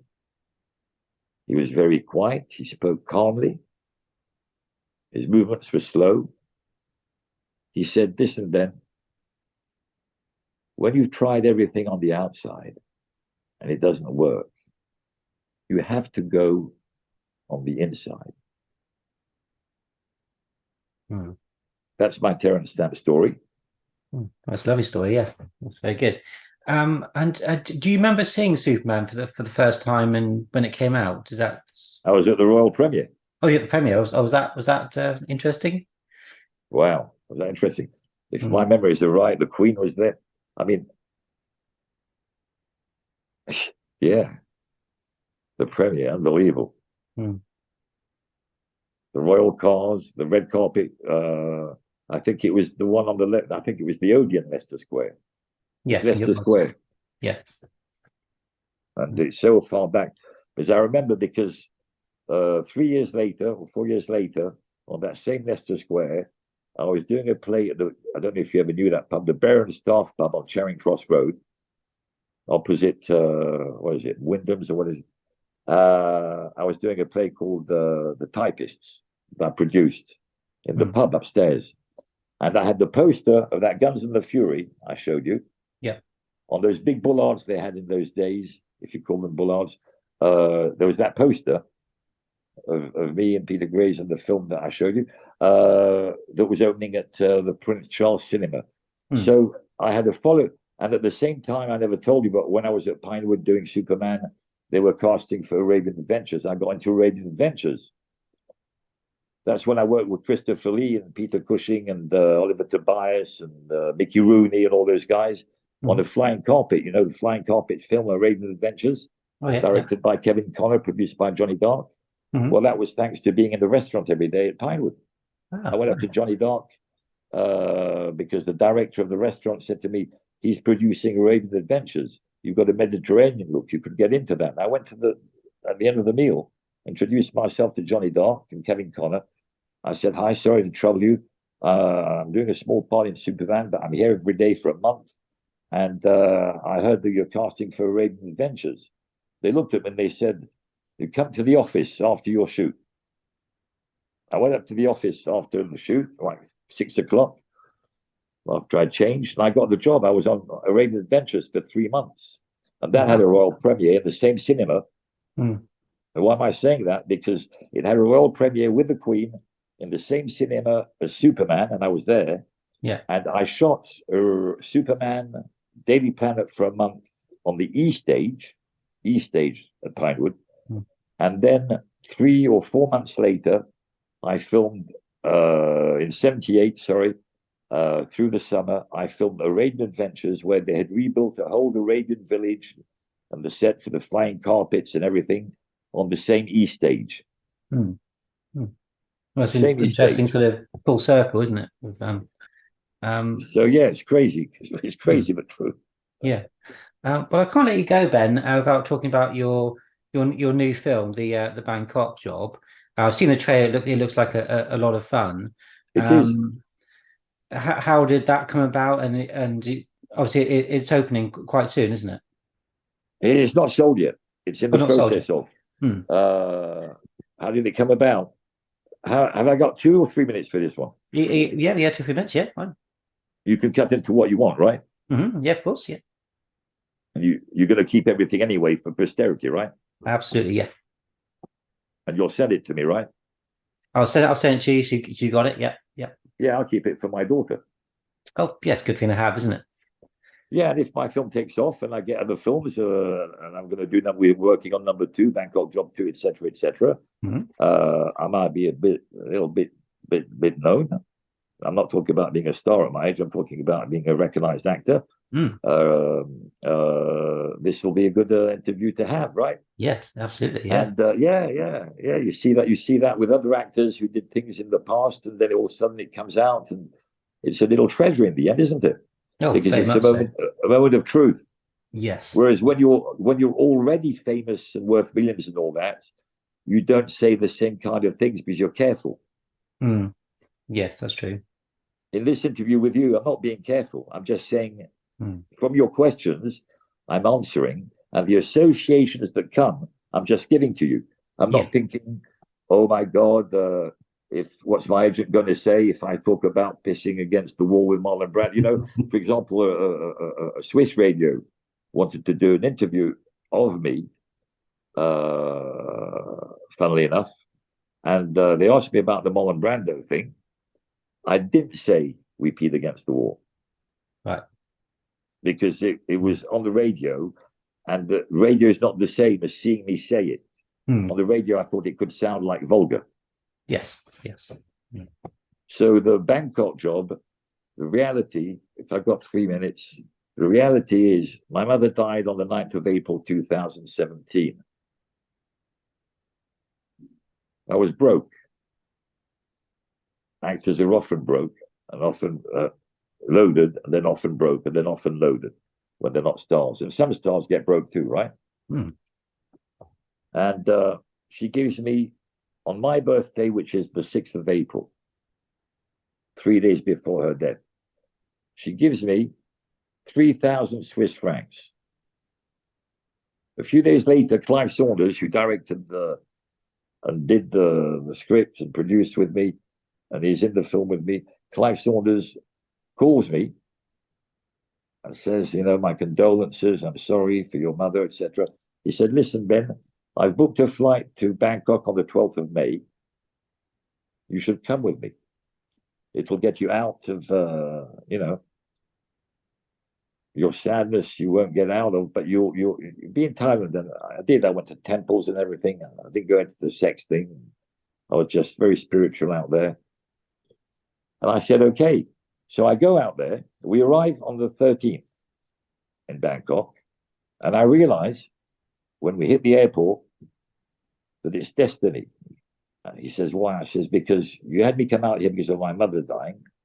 She gave you the money that allowed me to come with you. And we just arrived in Bangkok, and it's my father's birthday.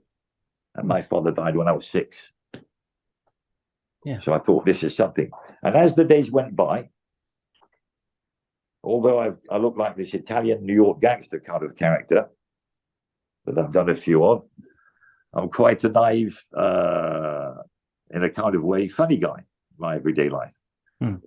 And he keeps laughing and saying, oh, Ben, you know, these things you happen to you and all that. He said, there's like a script writing itself. And I said, well, let's write it. Yeah. Well, he said, what's the story? And I've got a great imagination, and I've written a bit before. And I gave him a little kind of story, and it developed. And we wrote 5 pages, came back to Bangkok in November 2017, got the actors from a class, European actors, an American, an Irishman called Ian O'Brien, Katharina Gray, who made her own film.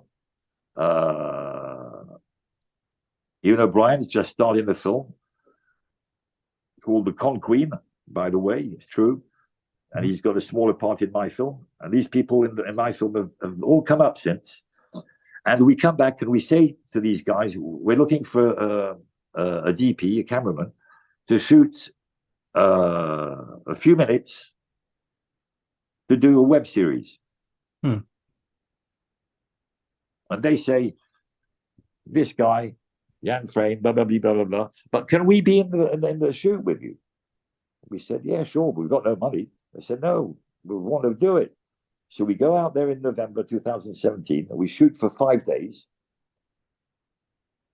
for like, I don't know, $1,500 or something. I'm not counting the flight and the hotel, but, you know. And we do a 3-minute trailer. We start showing people, putting out there, and they all love this trailer. I mean, you can see it on YouTube under the name of If It Swims. Mhm. If you go on my YouTube, you see our original title was If It Swims. There's the original trailer that got us to make the film. Right. So from this trailer, we write the script, we get the same actors, plus Liana Chia, who's now one of the not the star, but who's got a very good part in The Creator, and had a very big part in Asterix in France, starring in that. And she wasn't a star in Hollywood building up when we did the film. We hired her from Bangkok and Paris. So we shot the film, and then COVID comes. So we shoot in January 2020 and 21 in London under COVID in 21. It was all locked down, everything. You had to stay in the hotel for 3 days. So it took a lot longer than we had expected. So that's how we got to do this film. And then it was completed finally in December 2023. Right. All the post sound and everything done by Omi Craven, who is an Emmy Award winning sound guy, big time, in LA, and he's based between LA, he's Canadian, and Shanghai. And all the post sound with a great studio and people was done in September, October, November in Shanghai. Believe it or not. Yeah. And on the 15th of December, there was a world premiere in a Cineplex in Akamai, huge cinema. And we had one of the smaller screening rooms, which was 140 seats, and we were full. I mean, people liked the film. They liked the energy. They came up to us, and you could see in people's eyes if they're bullshitting you or not. And they really liked the energy of this film. And there were some producers and that. And everyone says this film is going to go and it's going to sell, etc. And then we get an award in Berlin for Clive Saunders, Best Director at the Berlin. Okay, it's not the big festival, but it's the Berlin Indie Festival. It's okay for a start. It's our first festival. We got an award. And now we have a premiere screening, private screening with sales guys, crew, cast from London, the cast and crew from Bangkok were in Bangkok, and a few friends at the Garden Cinema in Park Street, Covent Garden, which is a new cinema with 2 screening rooms, a bit like the Electric in Portobello Road. So we've got the screening in the Garden Cinema on the 1st of March, and then there's a second one on the 12th of March, and the sales guys are coming, and there we are, the Bangkok job, here we come. Well, I mean, I'm starring in it, as you saw, and I wrote it with Clive, and I produced it with Clive, and he's directing on top of that. Clive Saunders.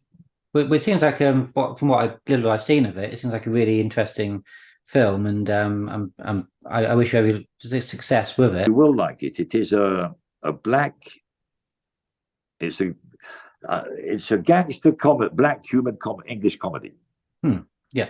And in Bangkok, we saw that all our humor came out, and people had this chuckle, laughing throughout all the moments and scenes where we'd written them for it to happen. And it's got this energy that people like, that you will like. This black humor, English. Yeah, I do like that kind of sort of. Yeah, looking at a trailer, it's something. I think it's right up my street, really. Yeah, because it's set in a gangster setup, a gangster film. We're playing gangsters. Yeah, but it's actually the story of a friendship and a fuck up in a friendship. And one of the two, which is me, trying to get the other one to forgive him. But there's a job to do, and they've got to do it in the midst of all that. Yeah. And seeing that we had not enough money for all the action things, we have come down to a very like the 1970s films of gangster relationship films, and without all the car chases and 1,000 shootouts and karate action, So it's a very simple, real film. So that 45 years later, I'm still in the business, and I'm now starring in the film that I've written and produced. Yeah. So it's a nice little. It gives me a little push. Oh yeah. But it's also it's a nice little punchline to what happened to the second Copy Boy. It is, isn't it? Sort of the history of what came next. Yes, because there are other people. Vincent Marcello, who played the other Copy Boy, bless his soul, he died a few years ago. Oh yes, he did, didn't he? Yeah. Yeah. He was a great guy. He was a very good, strong theatre actor, did a lot of work. And he was the other copy boy, Vincent Marcello. You got on with him And quite well, I take it. yeah, and he got a bad thing, cancer and all that. And he actually died. And Chris, bless his soul, died. And other people died. And other people are very old now. Gene Hackman was 93. Still, still looks pretty good. And Sarah Douglas is still around.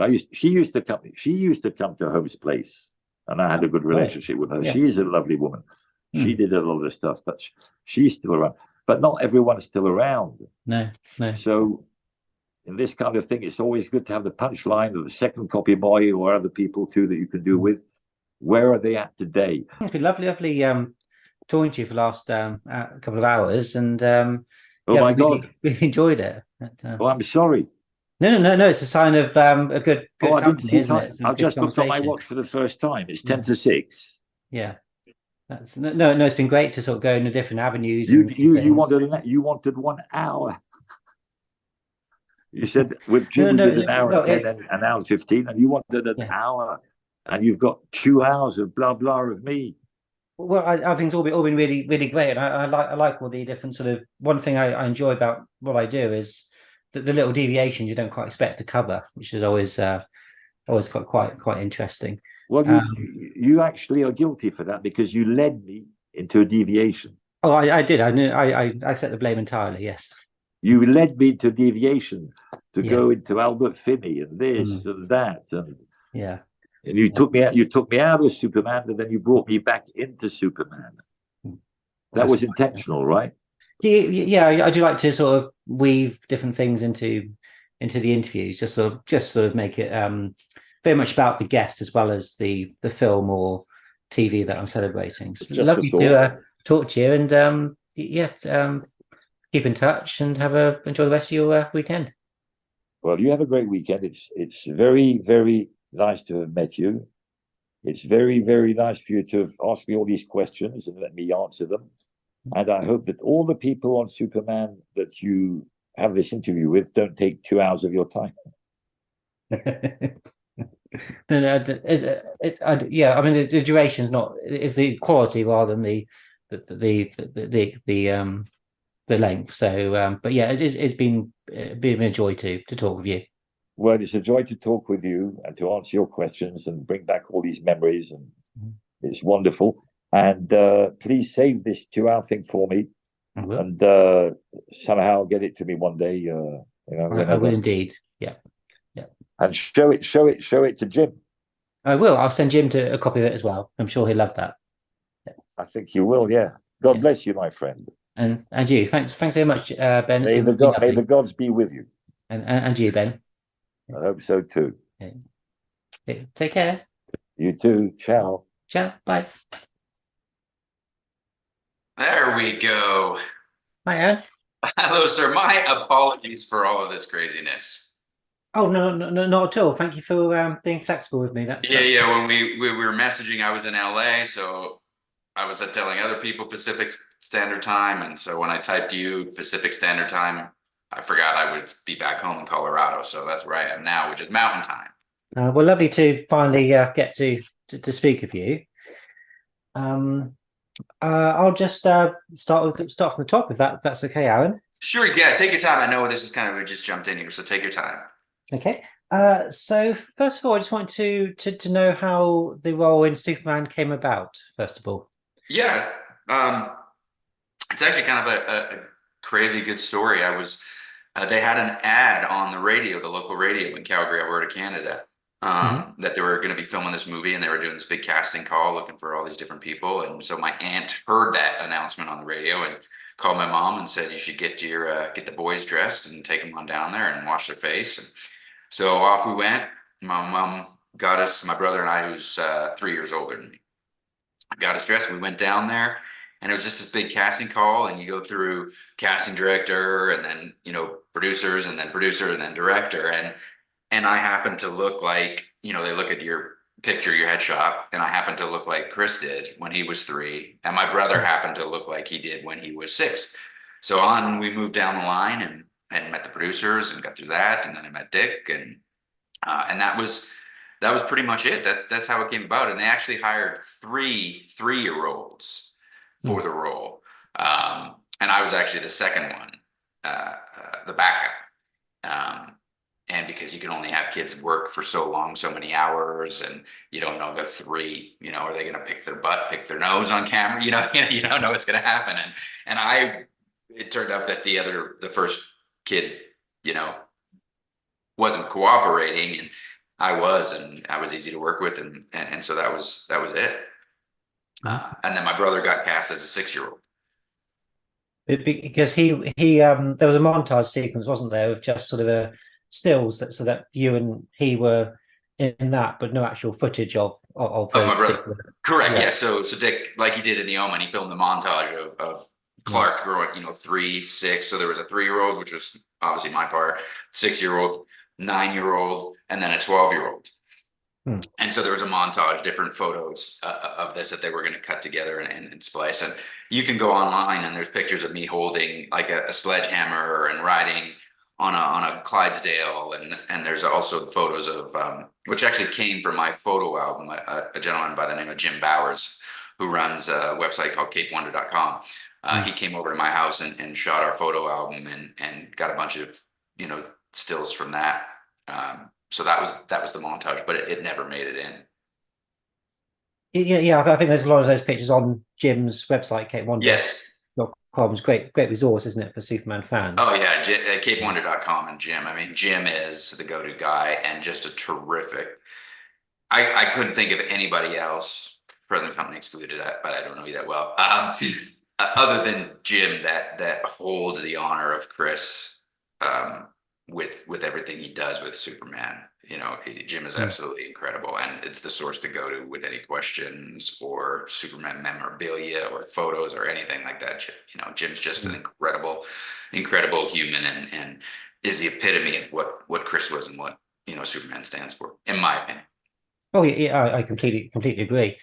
So in terms of what you remember from the set, I assume a lot of it is probably what your family told you, perhaps as you grew up. How much of it did you kind of retain from actually being there?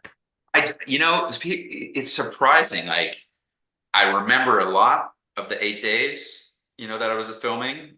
I actually remember, aside from what I was told, and then there's a blank up until about 6 or so. But that part of the scene is I just give Phyllis Thaxter, Ma Kent, just a big hug around the neck. That wasn't scripted. I remember feeling. I just remember this guttural feeling of just loving her, and just gave her this big hug. I remember that. And then there's a blooper where she says he doesn't have any family, not around here. She says not around here anyway, because in between she would say he doesn't have any family, and I would look up at her and go, yeah, I do. And I remember it was so guttural. And it's crazy, maybe there's therapy needed in this or something, but I remember feeling so awful and empathetic towards my parents for them to hear her say he doesn't have any family when my parents are sitting right there off set. I just remember feeling that. So I said, yeah, I do, because I wanted them to know that I know that these aren't my real parents, that you're my real parents, and I love you. Which is such a weird thing at 3 years old, to have this guttural, empathetic, feeling of wanting to make sure my parents are okay. So I remember that. I remember just that coming out. And Phyllis then said, not around here anyway, because Glenn Ford wasn't too happy after like 4 or 5 takes, and he kept going, yeah, I do. Yeah, I do. So I remember that. I remember Dick Donner holding me, letting me talk into the walkie-talkie. There's a scene of me in the capsule, and him just kind of sitting back like this, talking to me. I remember his direction, and he would never direct me and say, okay, now you do this, at this point do this. He would say, if this happened, how would you react? How would you feel? Which is why you got such a natural, and why was such a fantastic director with kids. That's how he would get the natural reaction out of the kids, the Goonies kids, myself, because he wouldn't tell you how to act. So I remember that. I remember, talking into his walkie-talkie, and that was the coolest thing ever. So I actually remember, a lot about it. I remember my arms being tired from standing under, holding the truck while they were setting stuff up. Because I doubt health and safety will let you do it. Yeah. Really. It was actually, nowadays you think of what they would do, it would all be CGI, right? There's no way now they'd let a 3-year-old stand under a truck, but then it was one cable that was holding the truck up, with me underneath, and cable snaps or whatever, look out. But Richard Hackman, Gene Hackman's brother, was one of the stunt coordinators, and there's a behind the scenes scene, and he's literally laying like 3 feet from me while that scene's going on, just in case something would happen. He was like to swoop me out there. And did you get to know Glenn Ford a bit later on, perhaps when you were doing the still sections? I don't have a lot of memories of Glenn Ford. He was obviously a phenomenal Oscar-winning actor, back then, and was very kind of like professional and stuck to hit. So I didn't have a lot of I don't have a lot of memories with Glenn Ford at all. I have more with Phyllis than I do with Glenn. Oh yeah. And so when I believe also you had to be in the capsule for quite a bit before you actually came out to, because of course it's only in the Richard Donner cut, isn't it, Superman 2, where you push it push it open. Was that a bit claustrophobic, or were you quite happy to be in a yeah, I didn't mind. It was warm in there. It was about 80 or 90 degrees in there with all the lights. But I remember they asked me, so what did you do in there the whole time? Were you okay? What'd you do? And I looked at them, I said, I just sung "O Canada." So it was that sort of stuff, which is why I went from number 2 to number 1 type of thing, because I would just and it's interesting. So there's a gentleman by the name of David Petru who wrote a book called The Making of Superman. Because he was the smallest person on set. He actually, while they were setting everything up and close it, he went in the capsule as my stand-in for a little bit. But on the actual scene, I didn't bother me. The only thing that bothered me on set at all, the only time I cried on set, was when they dyed my hair and the dye got in my eye. That was the only time I cried. Was getting my hair dyed. Yeah, because it's quite a distinctive, shade of black, isn't it? That Chris Reeve's hair himself was dyed, wasn't it? But my hair was white. So like literally blonde, white hair. So they had to dye it, which is a pretty incredible casting that they did, considering that my brother and I both had blonde hair. And that's what they saw, but they could see, and Dick could see, just based on the pictures of the similarity in facial features, I guess, and eyes between us and Chris. Yeah. And I remember from listening to the interview you did with Jim, you had to be bribed with chewing gum, I believe. Yeah. So, that was one of the other, to come out naked, right? So, here's what you think nowadays, you have a 3-year-old naked on film under a truck with a cable, that would never fly. My parents would be arrested nowadays. But yeah, so it was, they, Dick was like, what do you want? Do you want a 6-pack of Coke? I was like, no. He's like, what do you want? I was, he had a snow globe he gave me. I was like, I want some gum. Like, okay, anybody got any gum? Any gum? So he actually had gum, because he chewed gum. It was like Trident or something. So he had to be Trident. I was like, no, I don't like that gum. He's like, well, what gum do you like? I said, juicy fruit. Anybody got any juicy fruit? So for some reason, I think the craft service lady had some juicy fruit. So they gave me the juicy fruit. And then I was like, all right, done. They're like, Dick was like, we should have started with that.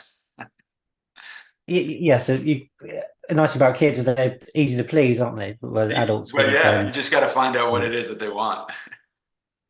Well, you think Marlon Brando was paid $3.7 million, and all you wanted was some chewing gum. So I just wanted to. Yeah, that's right. They're like 3.7, and we have to write, cards everywhere, or just juicy fruit, and we can get what we need.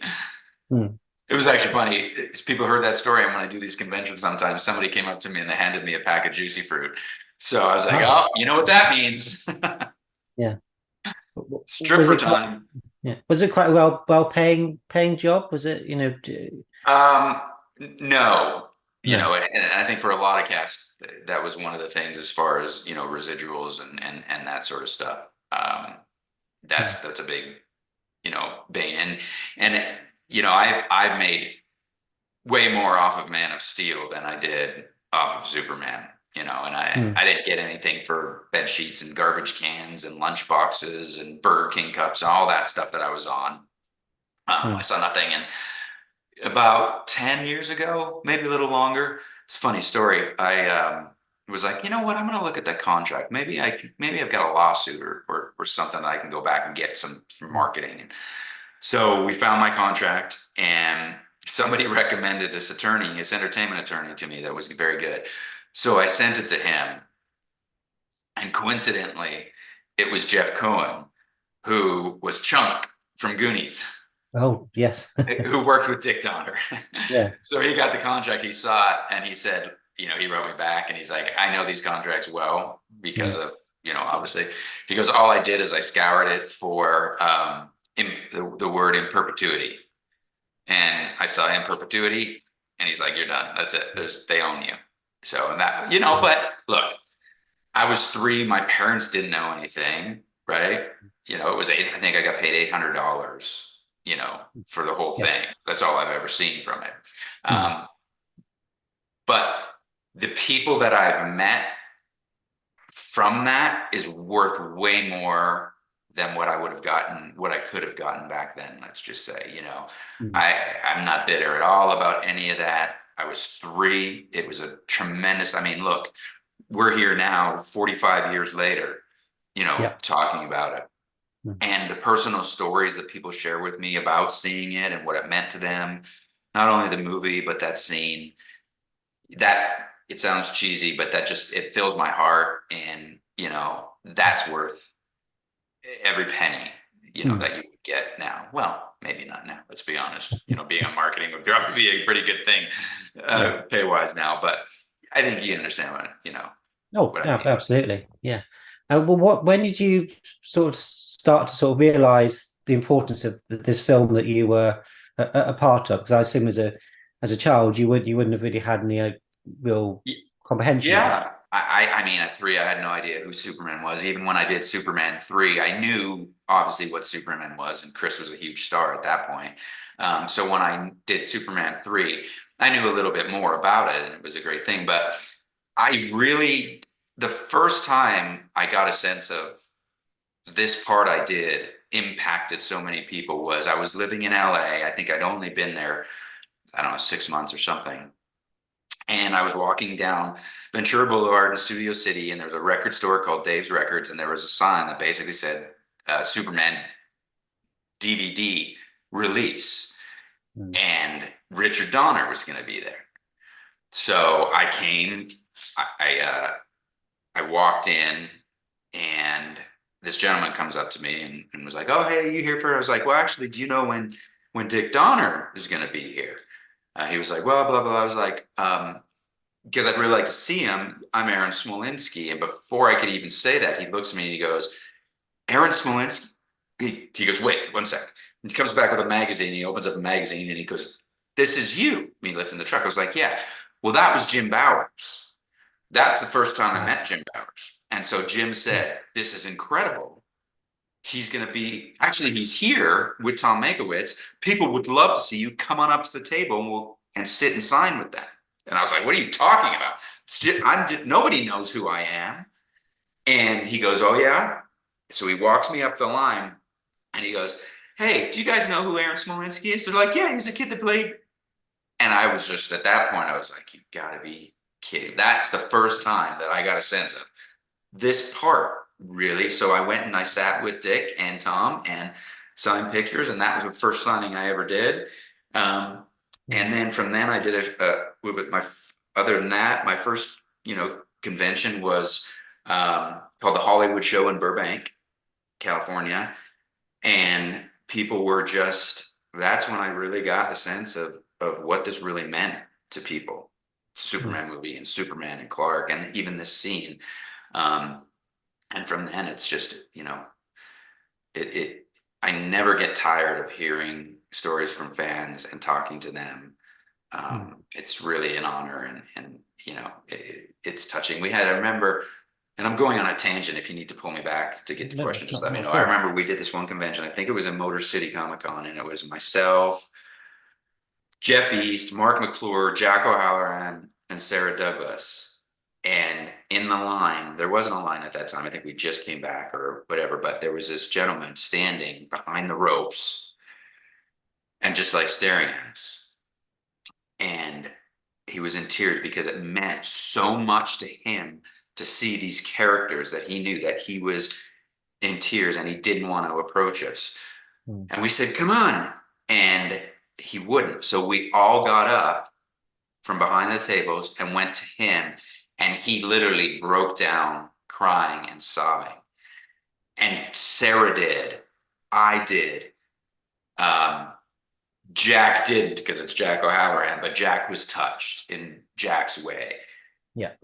It was just amazing to see that, just that impact, that, look, it's a job. That's all it is. That's all we do. It's just a job, just like that person had a job. And so we all, and that's the incredible thing about the whole cast of Superman, is they're all just really good people who understand what this is about, and don't think,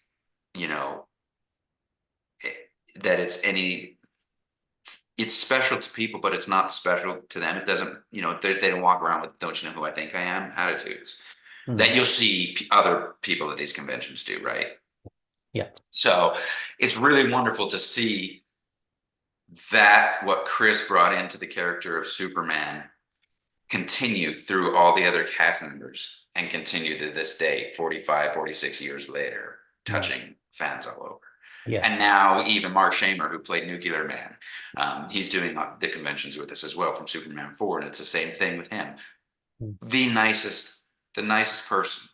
I look at, again, Jim Bowers, one of the most incredible humans there are. Jay Towers, who does Cape Wonder podcast with him, who's incredibly famous DJ and anchor person in Detroit.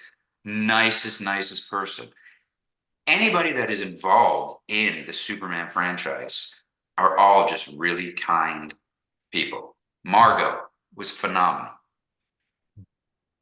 I think Dick was, incredible. It's a story about Dick, which tells you the type of person Dick Donner was.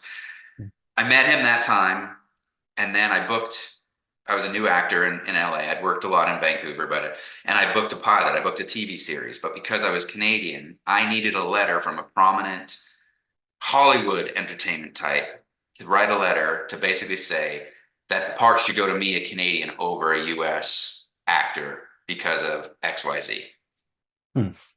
So Jim says, why don't you call Dick? I was like, what do you mean? Why don't we call Dick? I called his office. I got his assistant. I explained the situation, who I was. The assistant says, 1 minute. Jason was his name. Dick gets on the phone. Hey, how are you? What do you need? I told him what I needed. 3 days later, I had the letter. I booked the part. That's the type of person that Dick Donner was. Again, another tie to the Superman.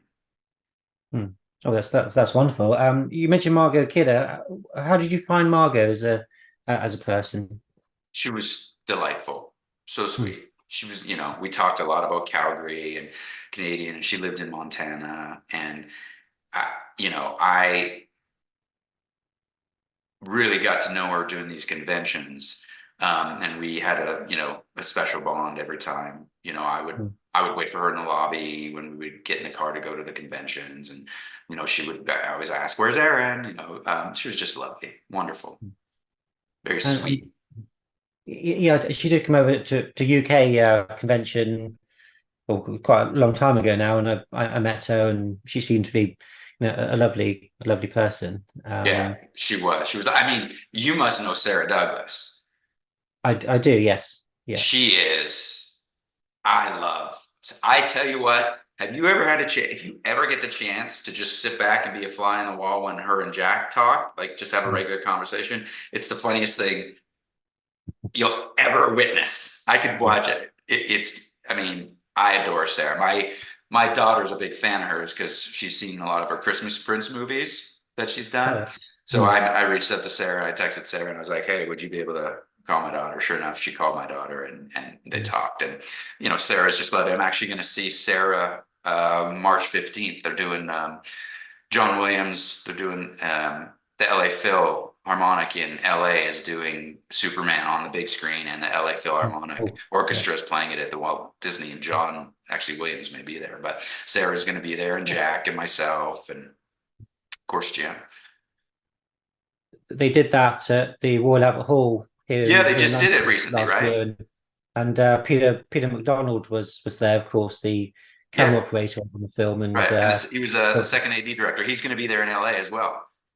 Oh, lovely! Yeah, it was quite something to see the film in that particular format. Did you have much when you were doing this DVD signing? Did you interact much with Tom Mankiewicz? Not a lot. Just, I was so nervous, right? I was just in awe that people actually wanted my signature.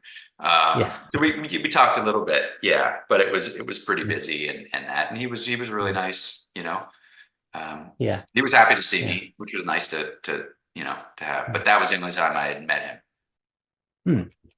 Were your mum and dad involved in the arts at all? I was just wondering why they sort of thought about nobody was in my family. It was just this thing that happened. And then, Calgary at the time was a smaller town, probably 300,000 people or whatever. But it started to become, they started to film a lot of commercials and stuff there. And because the skyline was perfect. So I kind of became the it kid in Calgary, the go-to kid to work with, just because I was so easy to work with. And they knew they wouldn't, have to waste a lot of money on film, because I used film back then, right, on stuff, with having a kid that wouldn't cooperate. So it was interesting when Superman 3 came about, they were looking for, an 8-year-old. And so the casting director just kind of said, you should use this kid. Oh, and by the way, he was baby Superman. And so they were that was perfect. And that's actually the first time I met Chris, was on Superman 3. So you just got a call and that was it. You didn't have to audition. I didn't have to audition or anything like that. So it was that, they were looking for an 8-year-old. The casting director knew me. It was like, don't worry about doing an audition. This is the kid you're going to use, and by the way, he was baby Clark Kent. So they were like, perfect. So, and it's been interesting since. Now I have been in the most Superman movies out of any, any Superman cast member, which is kind of fun. Yeah, I don't think there's anybody that's crossed between the original films and the new ones. I know Mark McClure did Justice League, right? So with him, I suppose you have that record, don't you? There's that we have that same crossover, but as far as the number of Superman movies, I think maybe we're tied, but I think it's me, because there was there's both Superman 2s, there was Superman 3, there was Man of Steel, and then technically I did a fan film called Superman Solar, which is not a studio Superman film, but it is a Superman film. And I actually played Lex Luthor in that. I'm just wondering about sort of the copyright issues with making a fan film, because of course it's not being official. I assume it's not like Disney where they kind of shut you down. They don't kind of mind people doing anything like that. Yeah, because it's a fan film, and it's they were able to do it. I think certain budget wise too has something to do with it. So as long as it's in a certain level. So was it nice to play Lex Luthor in that one? It was great. I played a lot of bad guys in films and TV shows and stuff that I've done, and it's always a lot of fun. So we're actually going to be probably doing a sequel on it. It was basically an introduction to Lex in this thing, so it was kind of towards the end. But I took a bit of every Lex when I was preparing for I studied Gene and Kevin Spacey and Michael Rosenblum and Jesse Eisenberg, all of that, and I took a little bit from each of their character of Lex and then put my own spin on it as well. But it was a lot of fun. You mentioned Superman 3, so do you remember quite vividly meeting Christopher Reeve on the streets of the city? I do. Yeah, I remember. Specifically, I remember my hand disappearing into his hand when he shook my hand, and just thinking, "Oh my God, this guy's got massive hands." Mm. Because he was big. But yeah, he was really nice and kind. Chris was always in character. And he was helping direct a lot of that at that point as well with Richard Lester. But yeah, I remember that, and I'm sure the lady that plays my mom is actually my real life mom.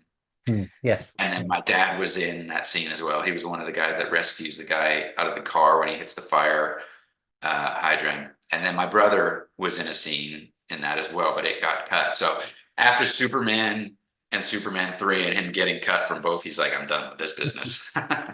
Well, I'm it's a done. difficult business, isn't it? So Yeah. yeah. Yeah. Um, But yeah, so so I do remember it, and I remember there's a picture online of me resting on Chris's shoulder, and he's got a white t-shirt on, and that was actually in the lunch tent of Superman 3. I was there doing an TV interview down in High River, um, and that's who he was. He ate lunch in the tent with the background actors, with the crew, with everybody else, and that was Superman 3. Chris was huge then. yeah. There was another actor on that was complete opposite. He actually had his limo pulled right up to his trailer, so the door opened enough that he could just go from his car into the trailer without having to be disturbed or bothered by anyone. And that is what taught me humility about acting business and acting, is that you're not better than anyone because you're on TV or you're in the movies. It's just a job, and all these other people contribute to you doing your job as well. Yeah. And that's I think that's very nice. Yeah, it must be very easy to get big-headed, and you can understand why some people develop huge egos. But if you can keep your feet on the ground, and of course that Chris Reeve did, so that was obviously a testimony to his character. Not always. When he was flying, when he was Superman, he didn't keep his feet. Apart from that, yeah. But you actually obviously saw him take off, and yeah, I got to see him take off, and I remember thinking, I can see these wires. I mean, but he was so good at it, yeah, that it was so smooth when he ran and took off. And I remember, that's the first time I learned about movie magic, in the sense of they sprayed the cables, right? So they'd be able to remove. Yeah. And I remember seeing them spray the cables, and I asked, I became very interested in the behind the scenes and how they do everything at that point as well. So I got to learn that, which was great, And again, quite dangerous, really, sort of being flown over traffic, and the stuff that they made him do in those films. I'm sure he was happy to do it as well, but again, oh yeah, I mean, and not comfortable either. I mean, that's being in a harness and hanging up there. And I remember listening to stories of Sarah, and Jack, when they're in their harnesses flying, and how uncomfortable it was, and how much pain they're in. And Jeff East almost died, filming the scene where he jumps in front of the train. They reversed that, right? So they pulled him back. He didn't actually run and jump. They pulled him back, and then they reversed it in film, which made him look like he was going in front. But there was one point, I think Richard Hackman actually grabbed him as the train was coming. So, because it was not CGI back then. No, there was I think some rare footage from Superman 3 that's just been published online. It's some footage of Christopher Reeve at the chemical plant disaster, the fire in number 3, and he walks in amongst these flame bars, and you look at the film and you think, well, how did they do that? And it was literally a series of flame bars that he walked in the suit. No, the amount of heat, and again, I mean, they put like some, put some retardant on them, but still, it's, brutal, isn't it? So you found yourself in Man of Steel. Was Richard Donner somehow responsible for you being in that? He was, again, Richard and Jim. I mean, it's full circle. I was thinking this film could be the last Superman film that they make, and how cool would it be to say that I was in the first and the last? And so Jim said, well, why don't you, call Dick? So I was like, all right. So once again, I called Jason, his assistant, and I said, hey, it's Aaron, and he said, just a minute. And he gets Dick on the phone, and he's like, hey, I was like, I think it would be pretty cool to be in first and last. Who would you recommend that I send my headshot and resume to? He goes, send it to me and I'll send it to Zach. So I sent it to him. Off it went to Zach, and a month went by, nothing. I was like, oh, all right, well, that was nice of him to offer, whether he was just blowing smoke or whatever.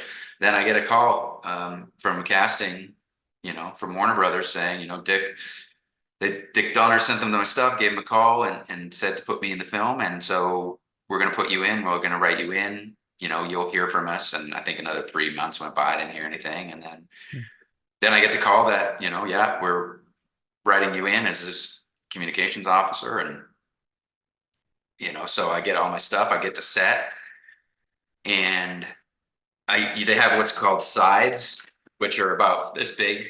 Well, you can't see, but they're basically like little mini scripts of what they're filming that day. And I look through it and I don't see my line or anything. So I'm like, whatever. I'm going to just be a cameo. So I get on, we rehearse, and there's Christopher Maloney and Amy and everybody. And they say their lines, we're rehearsing, and then there's silence and nobody's talking. And Zach looks at me like, that's your line. And I'm thinking, oh, great. Here I am, Zack Snyder. They wrote me in and I don't even show up and know my line. So I had to be like, I don't know my line. I never got it. So I said, he goes, there wasn't in the sides. I'm like, no, here's the sides. Look at it. So he's like, oh, we gave you the wrong side. So they gave me my line. And then I said my line, but there was like, and that was fun because I knew Amy Adams before she was Amy Adams, just in the friends that we hung out with. So before she had blown up, we were friends. So I got to hang out with her on set, which was a lot of fun. And, I met Henry, and Henry knew because I think Amy told him who I was, that I played, blah, blah, blah. And so we talked, and, he talked about, because I said, you must feel like a lot of pressure.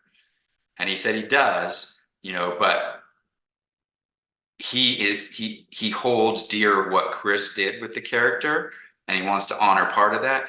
He said, but I also want to honor that in creating it and making it my own, so I'm not just a copycat. But he really held, and I think he did a great job. And people are like, what did you think of Henry Cavill? And I was like, I hated him. They're like, you did? Oh, tell me. I was like, yeah. I said, it's as if everybody in the world got together and said, let's create this perfect species of a man.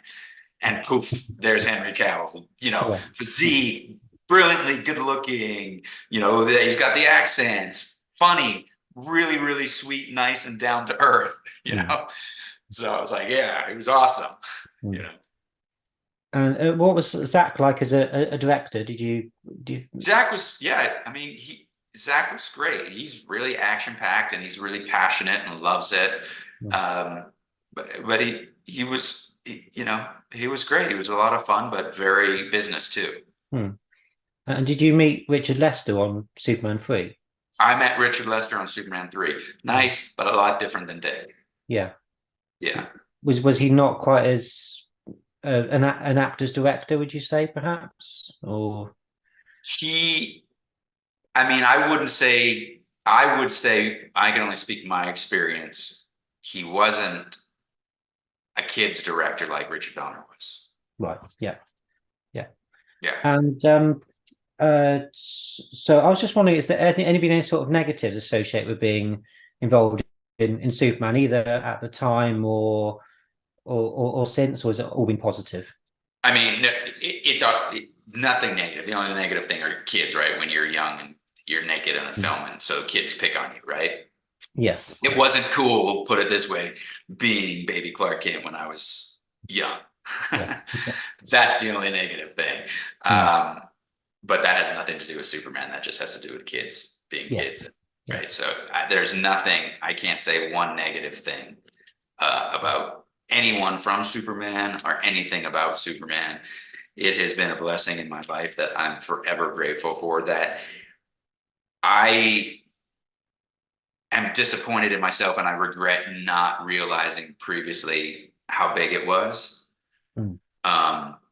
Like until I was in my 20s, really, I didn't grasp how important this film was Yeah. to so many people. But it has been tremendous. I've met, like I said, incredible people. I've had incredible opportunities because of it. My son, Burger King glasses, for crying out loud. I mean, what kid, Mm. can say that, and Yeah. people still, want me. I have this, I think he's 12 now. I met him when I think he was 6, this little fan, and he drew me a picture of Superman with like my face and mailed it to me. It's just, Mm. it's pretty amazing. And I can't say enough, Yeah. wonderful, wonderful things about it. And you've And been. I worked on a TV series called Lonesome Dove in Calgary, and a lot of the crew had worked with Chris on Mm. a movie called, I think it was called Black Fox, I think. It was a Western in Calgary, and we were doing that just when he had his accident. So we had all sent him a card, and I wrote in that card because people were like, "Hey, you worked with him, Mm. so you should sign it too." So Mm. I signed it and wrote Baby Clark Kent. And he actually wrote me back, that he was reading it and didn't recognize my name from the Black Fox, but then read that I'd said Baby Clark Kent. And so, he wrote me a separate card about that. And, it's like, it's pretty special. Oh, yeah, yeah, absolutely. Um, I was just wondering why you think the film has endured for so long. What do you think it's about that particular movie that makes it the best of the Superman films, and why we're still obsessed about it? I really think, and I say this all the time, I think it is one of the only films out there then, now, maybe not so much then, but um, that multiple generations can sit down and watch together Mm. and get something from. I think it touches people's heart and soul. And I think even now, people look for and need a Superman, Mm. right? Of what he stands for, good, fighting evil and humility and just being. People now, even to this day, women, guys, whatever, I'm looking for my Superman. You're my Superman, right? And it's not about fighting the bad guy No. that they refer to Superman about. Mm. It's a Superman, a Superwoman. So I really think that it still touches people's hearts, and people really need that and want that throughout the generations, throughout the decades, and even now. Mm. That's what we all need. So I think that's why it stood the test of time, Mm. and nothing can really compare to it. Right? It was the first of its kind Yeah. to break that barrier. Mm. And yeah, the character of Superman himself is so universal, isn't it? It's one of those sort of like an ancient Greek, character. It's we all want to either have somebody that will save us, or that we would like to be that person. So it's an internal sort of character. But of course, the film is a real family film, isn't it? It's not something it's not too dark. It takes itself seriously, the verisimilitude that Dick Donner had.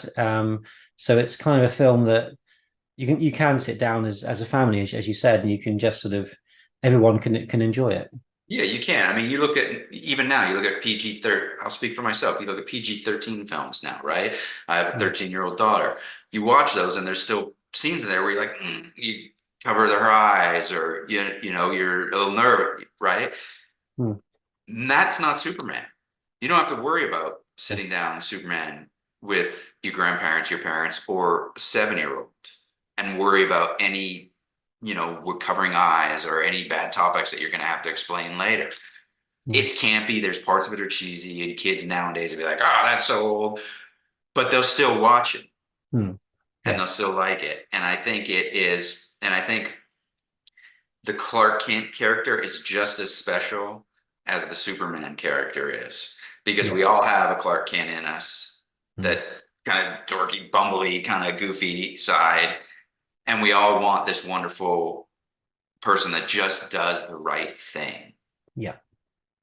So I think that's what spans it, and that's what touches so many different groups of people, right? Because it has all of that in it. Yeah, what we all associate something that we're looking for, or a quality that we have that it speaks to everybody, doesn't it? On a different level. It does. I mean, you're like, what other film I was at my daughter's award ceremony at her school. She's in grade 7. And I had 2 kids come up to me and want my autograph because they love the Superman movie. Yeah. 2024, 1980, right? So what other movie can you put down in front of a 13-year-old now from 1978, 1980 that they're going to still love? There is Star Wars, but it's a very short list, isn't it? Even Star Wars. I think Star Wars, as great of a film as it is, I think it has its niche. Yeah. Whereas I don't think Superman has a niche. I think you get people that love all sorts of different genres that wouldn't watch one other person's genre of film.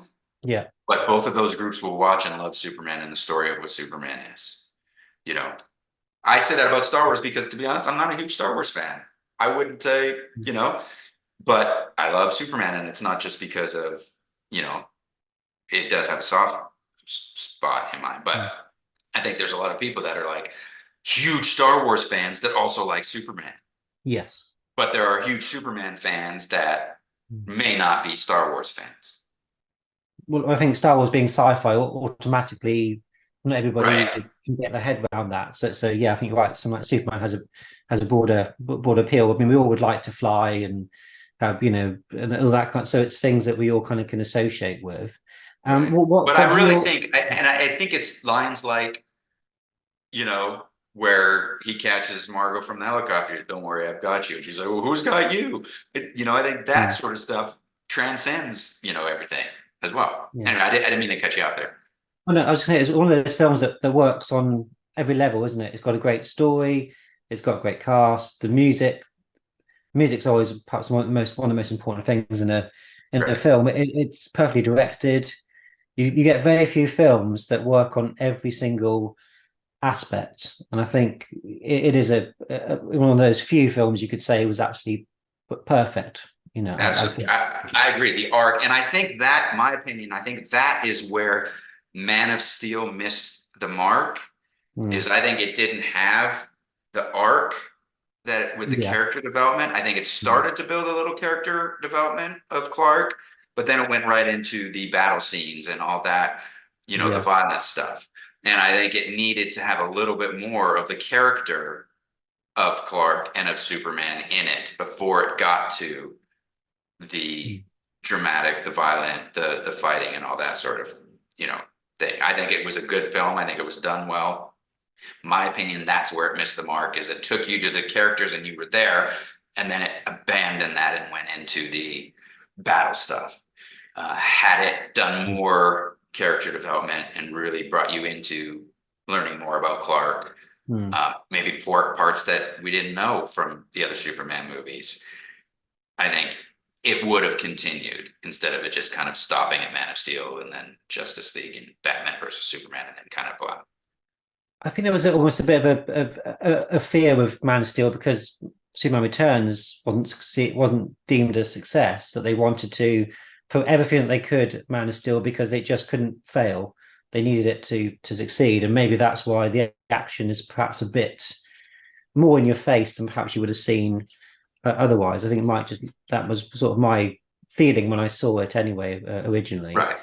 Yeah, I mean, it was definitely darker. I think that they should have taken Batman Returns and Man of Steel and mixed them together, and I think that would have been a perfect Superman film. That would have been as close to the original as you could have gotten without doing a copycat, with making a new version of it, but still staying to it. I think they tried to do a little bit too much to the Clark and the goofy kind of stuff in Batman or in Superman Returns. And they tried to do a little bit too dark, like you said, because they're afraid if this didn't work, they just didn't. They needed to combine them, you know. And I think then you would have had. And I feel bad for Brandon. I think Brandon got a bad rap.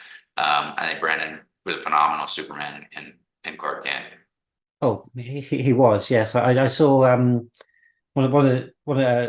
talk during lockdown that he was part of, and I had such a reaction watching Brandon that I didn't expect. It was sort of because there is an association with Christopher Reeve with Brandon because of obviously their similarities, and it just sort of was a sort of quite interesting as a fan to sort of go, oh, that's I didn't quite expect to have that reaction to seeing him, you know, Right. everything else that comes with him, I guess. But And interesting thing about how I met Brandon was I used to run the bar on the Tonight Show with Jay Leno. Oh. So I had a bar backstage for all the guests, and they'd come in and I'd get them a drink or whatever. And this was the phenomenal thing about Jay too. Jay is very quiet backstage and keeps to himself, but he files things. So if somebody told him months ago that I was Superman, yada yada, and he never brought it up to me. And then Brandon was on and doing the show, and so Jay was like, by the way, I'm going to bring you out when Brandon's on the show. Yeah, I was like, what do you mean? He's like, well, you were Superman. So Jay said to Brandon on that, he's like, you know, you're not the only Superman here. And Brandon's like, what are you talking about? So then Jay brought me out, you know, while they were filming it. I was like, he played you before you played you. That was funny. And then, you know, another thing I was doing a convention in Detroit, Motor City, and it just so happens that I sit down on the plane to fly from LA to Detroit, and I look over next to me, and in the seat next to me is Tom Welling. Ah, yeah. We just happened to sit. I don't know if somebody coincidentally put us next to each other and was like, when we know the plane will be safe, we got two Supermen on the plane. But I look over at Tom and I go, you know, I was Superman before you were, right? He kind of looks at me like, oh boy, who's this weirdo? He's like, what? How's that? And then I told him the story, and it was funny. And we ended up staying at the same hotel, and that freaked out people that were in like the lobby, because all of a sudden Tom Welling walks in and they know who he is, and they look at me, and some of them were for the convention, so they knew that I was baby Superman, and they were like, oh, two Supermans. It was funny. Anyway, I digress. And what do your family make of your connection to Superman? You know, they like, I mean, they like it. They're kind of like, you know, my daughter, you know, my kids, actually my daughter gets more of a kick out of it. You know, she'll tell people, my dad's Superman, you know, and they're like, yeah, everybody's dad's Superman. And she's like, no, my dad was Superman. But I'm very strong to tell her, you don't tell people that. It doesn't matter, you know. You don't need to be doing that. If I want to tell that, that's my story to tell, but you don't. And my son, like, he says to me, he's like, Dad, why do people still care about this 40 years ago? I'm like, they do, bud. It means a lot to them. He's like, that's just weird. Yeah. So he's a little, you know, kind of like, whatever. And it's an interesting time for Superman with so many changes in Warner Bros. Do you think it's an exciting time to be a Superman fan at the moment? I think it is probably a nervous time for a lot of Superman fans because nobody really knows. I mean, I saw the guy that I think they cast, and he looks great. Yeah. So, you know, I think it's a nervous time. I think it's always going to be tough for any Superman film or anybody that plays Superman because it's always going to be compared. Yeah. And you're always going to be compared to Chris. Now there are some, you know, great fans, and a lot of fans now I think are coming. I think that was the best thing out of Henry and Man of Steel, is that people saw that you can do it differently and still keep the essence of the original Superman to it. So I think it could have gone a lot differently if Zach, you know, Christopher Nolan and Henry didn't do as well as they did. I think then people would have just been like, forget it. So I think it's a nervous time. I think people are like it's going to go well, or it's going to be the end of it. And I suppose it's an interesting time from a cinema point of view because the business is bad in many respects in terms of big blockbusters not hitting with audiences. So it's almost you've got to be Oppenheimer or Barbie, something different. Maybe the traditional superhero blockbuster, unless it's something phenomenally good, maybe the bubbles burst possibly. Well, that's right. And it's such a odd time right now in the film industry, just in general, on show, even TV shows or whatever. It's so all over the place, and everybody's a critic now, right? Yeah. So, and instantaneously a critic, right? So before you go to a movie and yeah, people you knew, they would tell you, but now the feedback is so like that, opinions are already formed before anything. Yeah. So it's a tough time for, any film. And I don't think there's ever been a time where the genres of film is all over the place. It used to be Star Wars, or it was this genre, or it was this type of film that it was always in, or it was all about action movies and Mission Impossibles and all that. But now it's like you said, it's Oppenheimer, it's Barbie, it's independent films now that are done so well, that are all over the place. But I still think Superman, maybe even Batman, will always transcend, and people will always want to go and see that type of movie. Yeah. And I think now more than anything, this Superman needs to have more. It needs to be more character story driven, heartstring driven than action driven. Yeah. If they can do that, I think it'll be a huge success. Yeah, I think that's the essence of how it should be approached. So are you still actively in the acting business, or do you kind of take on what if something comes along? Yeah, I kind of I'm not active, like I don't have representation or anything. I did do a film with it's actually a Dean Cain production company. It's called JC Films. So it's a Christian-based film production company that Dean's involved with. So I did a movie with him. We didn't have any scenes together. But I played a lead in that. I got to play a bad guy, which was a lot of fun. And that's called Life with Purpose. That should be coming out on streaming services here in the next couple months. And then we're in talks with them to do maybe another one or two films with them. So it's my happy place. There was a point in life where bills needed to be paid. So, I had to get full-time job with families and that sort of stuff. So, I have a job that pays bills and that, which is fantastic. But that is my passion. And definitely there's also age gaps, right? For actors where there's really no parts for certain specific ages, or if you look younger than you are, but older than the parts that they're casting, there's really nothing for you. So it comes in waves. I look at Tommy Lee Jones and Harrison Ford, right? They really didn't get theirs till they were in their 50s, late 40s, 50s, right? So doesn't mean that they weren't doing it before. It's all about timing and God's will and whenever anything comes in. So the answer is I'm not actively, but I'm going to be more actively pursuing it. And I do have something coming out, called Life of Purpose. So. Well, lovely. And I was talking to Mark Cabin, who was in Superman 4. He played the priest to the end of the film, and he said he found it quite difficult when he sort of hit his 40s and his 50s to, as you've alluded to getting an acting role. And he is thinning on his hair, and he found that lots of casting directors said you've got to wear wigs, or do you find that you kind of you've got to look a certain way and that can act against you if you don't? Yeah, absolutely. Look, I'll be 50 here, in another couple months, and people don't think that I look 50 or have the body of a 50-year-old and all that. So you get that. I've gotten, where you don't look 30, late 30s. And then the next kind of role is like, the action 40s, but you're not John Cena.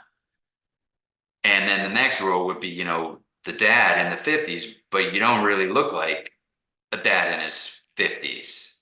Yeah. Yeah. So it's kind of like, okay, well, where do you place you? So, but in those cases, you still submit, you just do the auditions. You never know, right? You know, that happens a lot of times where casting directors like, great audition, you're not right for this role. A year later, they call you in for something that they're like, I remembered, you know. Yeah, you never know what might be around the corner. You never know. And do you have a favorite project in your career other than Superman? That I've worked on, Yeah. you know, well, most recently, this Life of Purpose that I worked on is probably it now, just the character and the story and all that. But before that, I did a part in a TV movie with Scott Foley and Jessica Bowman, and it was called, I don't want to say what the original name was because they changed it. It was called Someone to Love Me. And that was my first kind of bad guy role that I did. And that was a really, that's been one of my favorite. It was a great set to be on. I loved the character. I just have fond memories of that. So that's probably, you know, one of my favorites that I've done. I suppose it's quite freeing to play a villain as well, and just you can just sort of play it as big as you want, and it's and look, we all have a dark side to us, right? Yeah. Some are worse than others, but we all have that kind of like dark part of us that we, you know, the shadow that we kind of keep down and we don't let out. So to be able to let that part of you out, it is great, you know. And then I've done some hockey movies, right, which were a lot of fun to do because I played hockey. So to be able to be paid to play hockey is any kid's, you know, dream. It was there's a funny story, and then I'll let you go. I got to go here too, but it was one movie was called Most Valuable Primate, and it was about this monkey. It was a Disney thing, and this monkey played hockey, and he actually did play hockey. He actually skated. But the interesting thing was he was 5 when I did this, but 3 years prior, I did a TV show with Thomas Ian Nicholas from American Pie called Honey, I Shrunk the Kids. And there was a chimp on that. Well, it was the same chimp. So, and 3 years later, I got to work with him, and his owner said he recognizes you and he remembers you and your scent because of how he came up to you and approached you. We knew, and then we knew that you worked with him before. But so that was really interesting. But that was fun, you know, getting to play, you know, hockey and get paid for it, and then keep the gear. You did work with Jason Connery, didn't you? I did on Wishmaster 3. Great guy. That was a lot of fun. He was fantastic. And I said to him, I said, okay, look, I got to ask, you ever get sick of people doing your dad's impression? Oh, yes. And he's like, I hear it all the time. I said, has anybody tricked you? He said, once he was walking the streets of London and somebody knew who he was and came up behind and did his dad's voice. And he turned around thinking it was his dad. He said, they nailed the baritone. They nailed everything. But yeah, it was funny. Well, that's probably a lovely place to leave it on now, unless you've got anything else you wanted to add at all. Or no, this is, once again, I apologize. I know it's been tricky and you've been fantastic, and my apologies for it taking so long, but I appreciate this. This has been great. And, you know, I appreciate you for doing what you do, which keeps Superman going. So thank you for that. Yeah, that's very kind. And it's well worth the wait to talk to you. It's been really enjoyable. Perfect. And for any of the fans, any of the listeners, you know, I'm very approachable. So, you know, my Facebook's my name. So I'll answer, you know, anybody has any questions or anything like that, feel free to pop in and I'll answer questions, you know, as much as I can. So I'm just grateful for everybody. And it's like I said, it's you and the fans that keep Superman going and keep allowing me to go meet the fans and go to these conventions and do what I still love to do. So I'm very grateful. And do you sometimes do conventions outside of America and the UK? Do you do? You know, I haven't. People keep asking me, and I would love to. So, you know, there's talk about maybe doing a reunion there, and you know, I know Jack's been there. Obviously, Sarah. I know Jeff's there, and we could get Mark to come out, and because I don't think Mark McClure's been over there. So I've never been over there either. So I think it would be really something for the fans to have one of our Superman reunions there and have myself and Mark McClure and Mark Shamer and Sarah and Jack. You know, we got to get that sooner than later. Jack's healthy, but I would love to. So any promoters out there, you know, I'm very easy to work with. You know, do you get recognized a lot, or I suppose because it's I imagine you probably have a certain amount of anonymity because, of course, it was so young. Because I don't have any hair anymore, and it's been 45 years. Yeah. No, I don't. As a matter of fact, even in some conventions, you know, people aren't like, they're Superman. They know Superman, but they're not big fans. They'll kind of walk by, and look at me, and look at my pictures, look at my poster, then look at me again, and go, "That." I'm like, "That was me." And they're like, "Wow." Then they kind of get into it, like, "Oh my God, I remember that." Blah, blah, blah. But yeah, no, nobody recognizes me. Well, I suppose it's nice because you can have a life and you're not interrupted, and you go to the conventions, but then you can go to the supermarket and nobody's sort of following you. Yeah. And I had that a little bit in Vancouver when I was working, you know, a lot of stuff, you know, which to me, that's what you get paid for. Yeah. You know, if you don't want to be recognized, and I'm not speaking for myself, but I'm speaking for other people, if you don't want to be recognized, don't go out to public places that you know you're going to get recognized at, and then, you know, be upset when somebody wants your autograph, considering that person is paying your salary. Now there's limits, right? If somebody's having dinner with their family, there's a time and a place, wait for them to leave or what, you know, obviously that sort of thing. And ways to approach and all that sort of stuff. But look, my belief is in any entertainment industry, sports, music, whatever it is, the fans are what pays your salary. So, you know, you need to be respectful as they need to be respectful, you know. Yeah, I think that's a lovely attitude to have. That's really, really good. Well, thank you very much, Alan. It's been a real pleasure to talk to you. All right, you take care. Best of luck with your family and your parents. I hope it all goes well. Thank you very much. Good luck with your future project. Thank you. Take care. All right. Bye. Bye.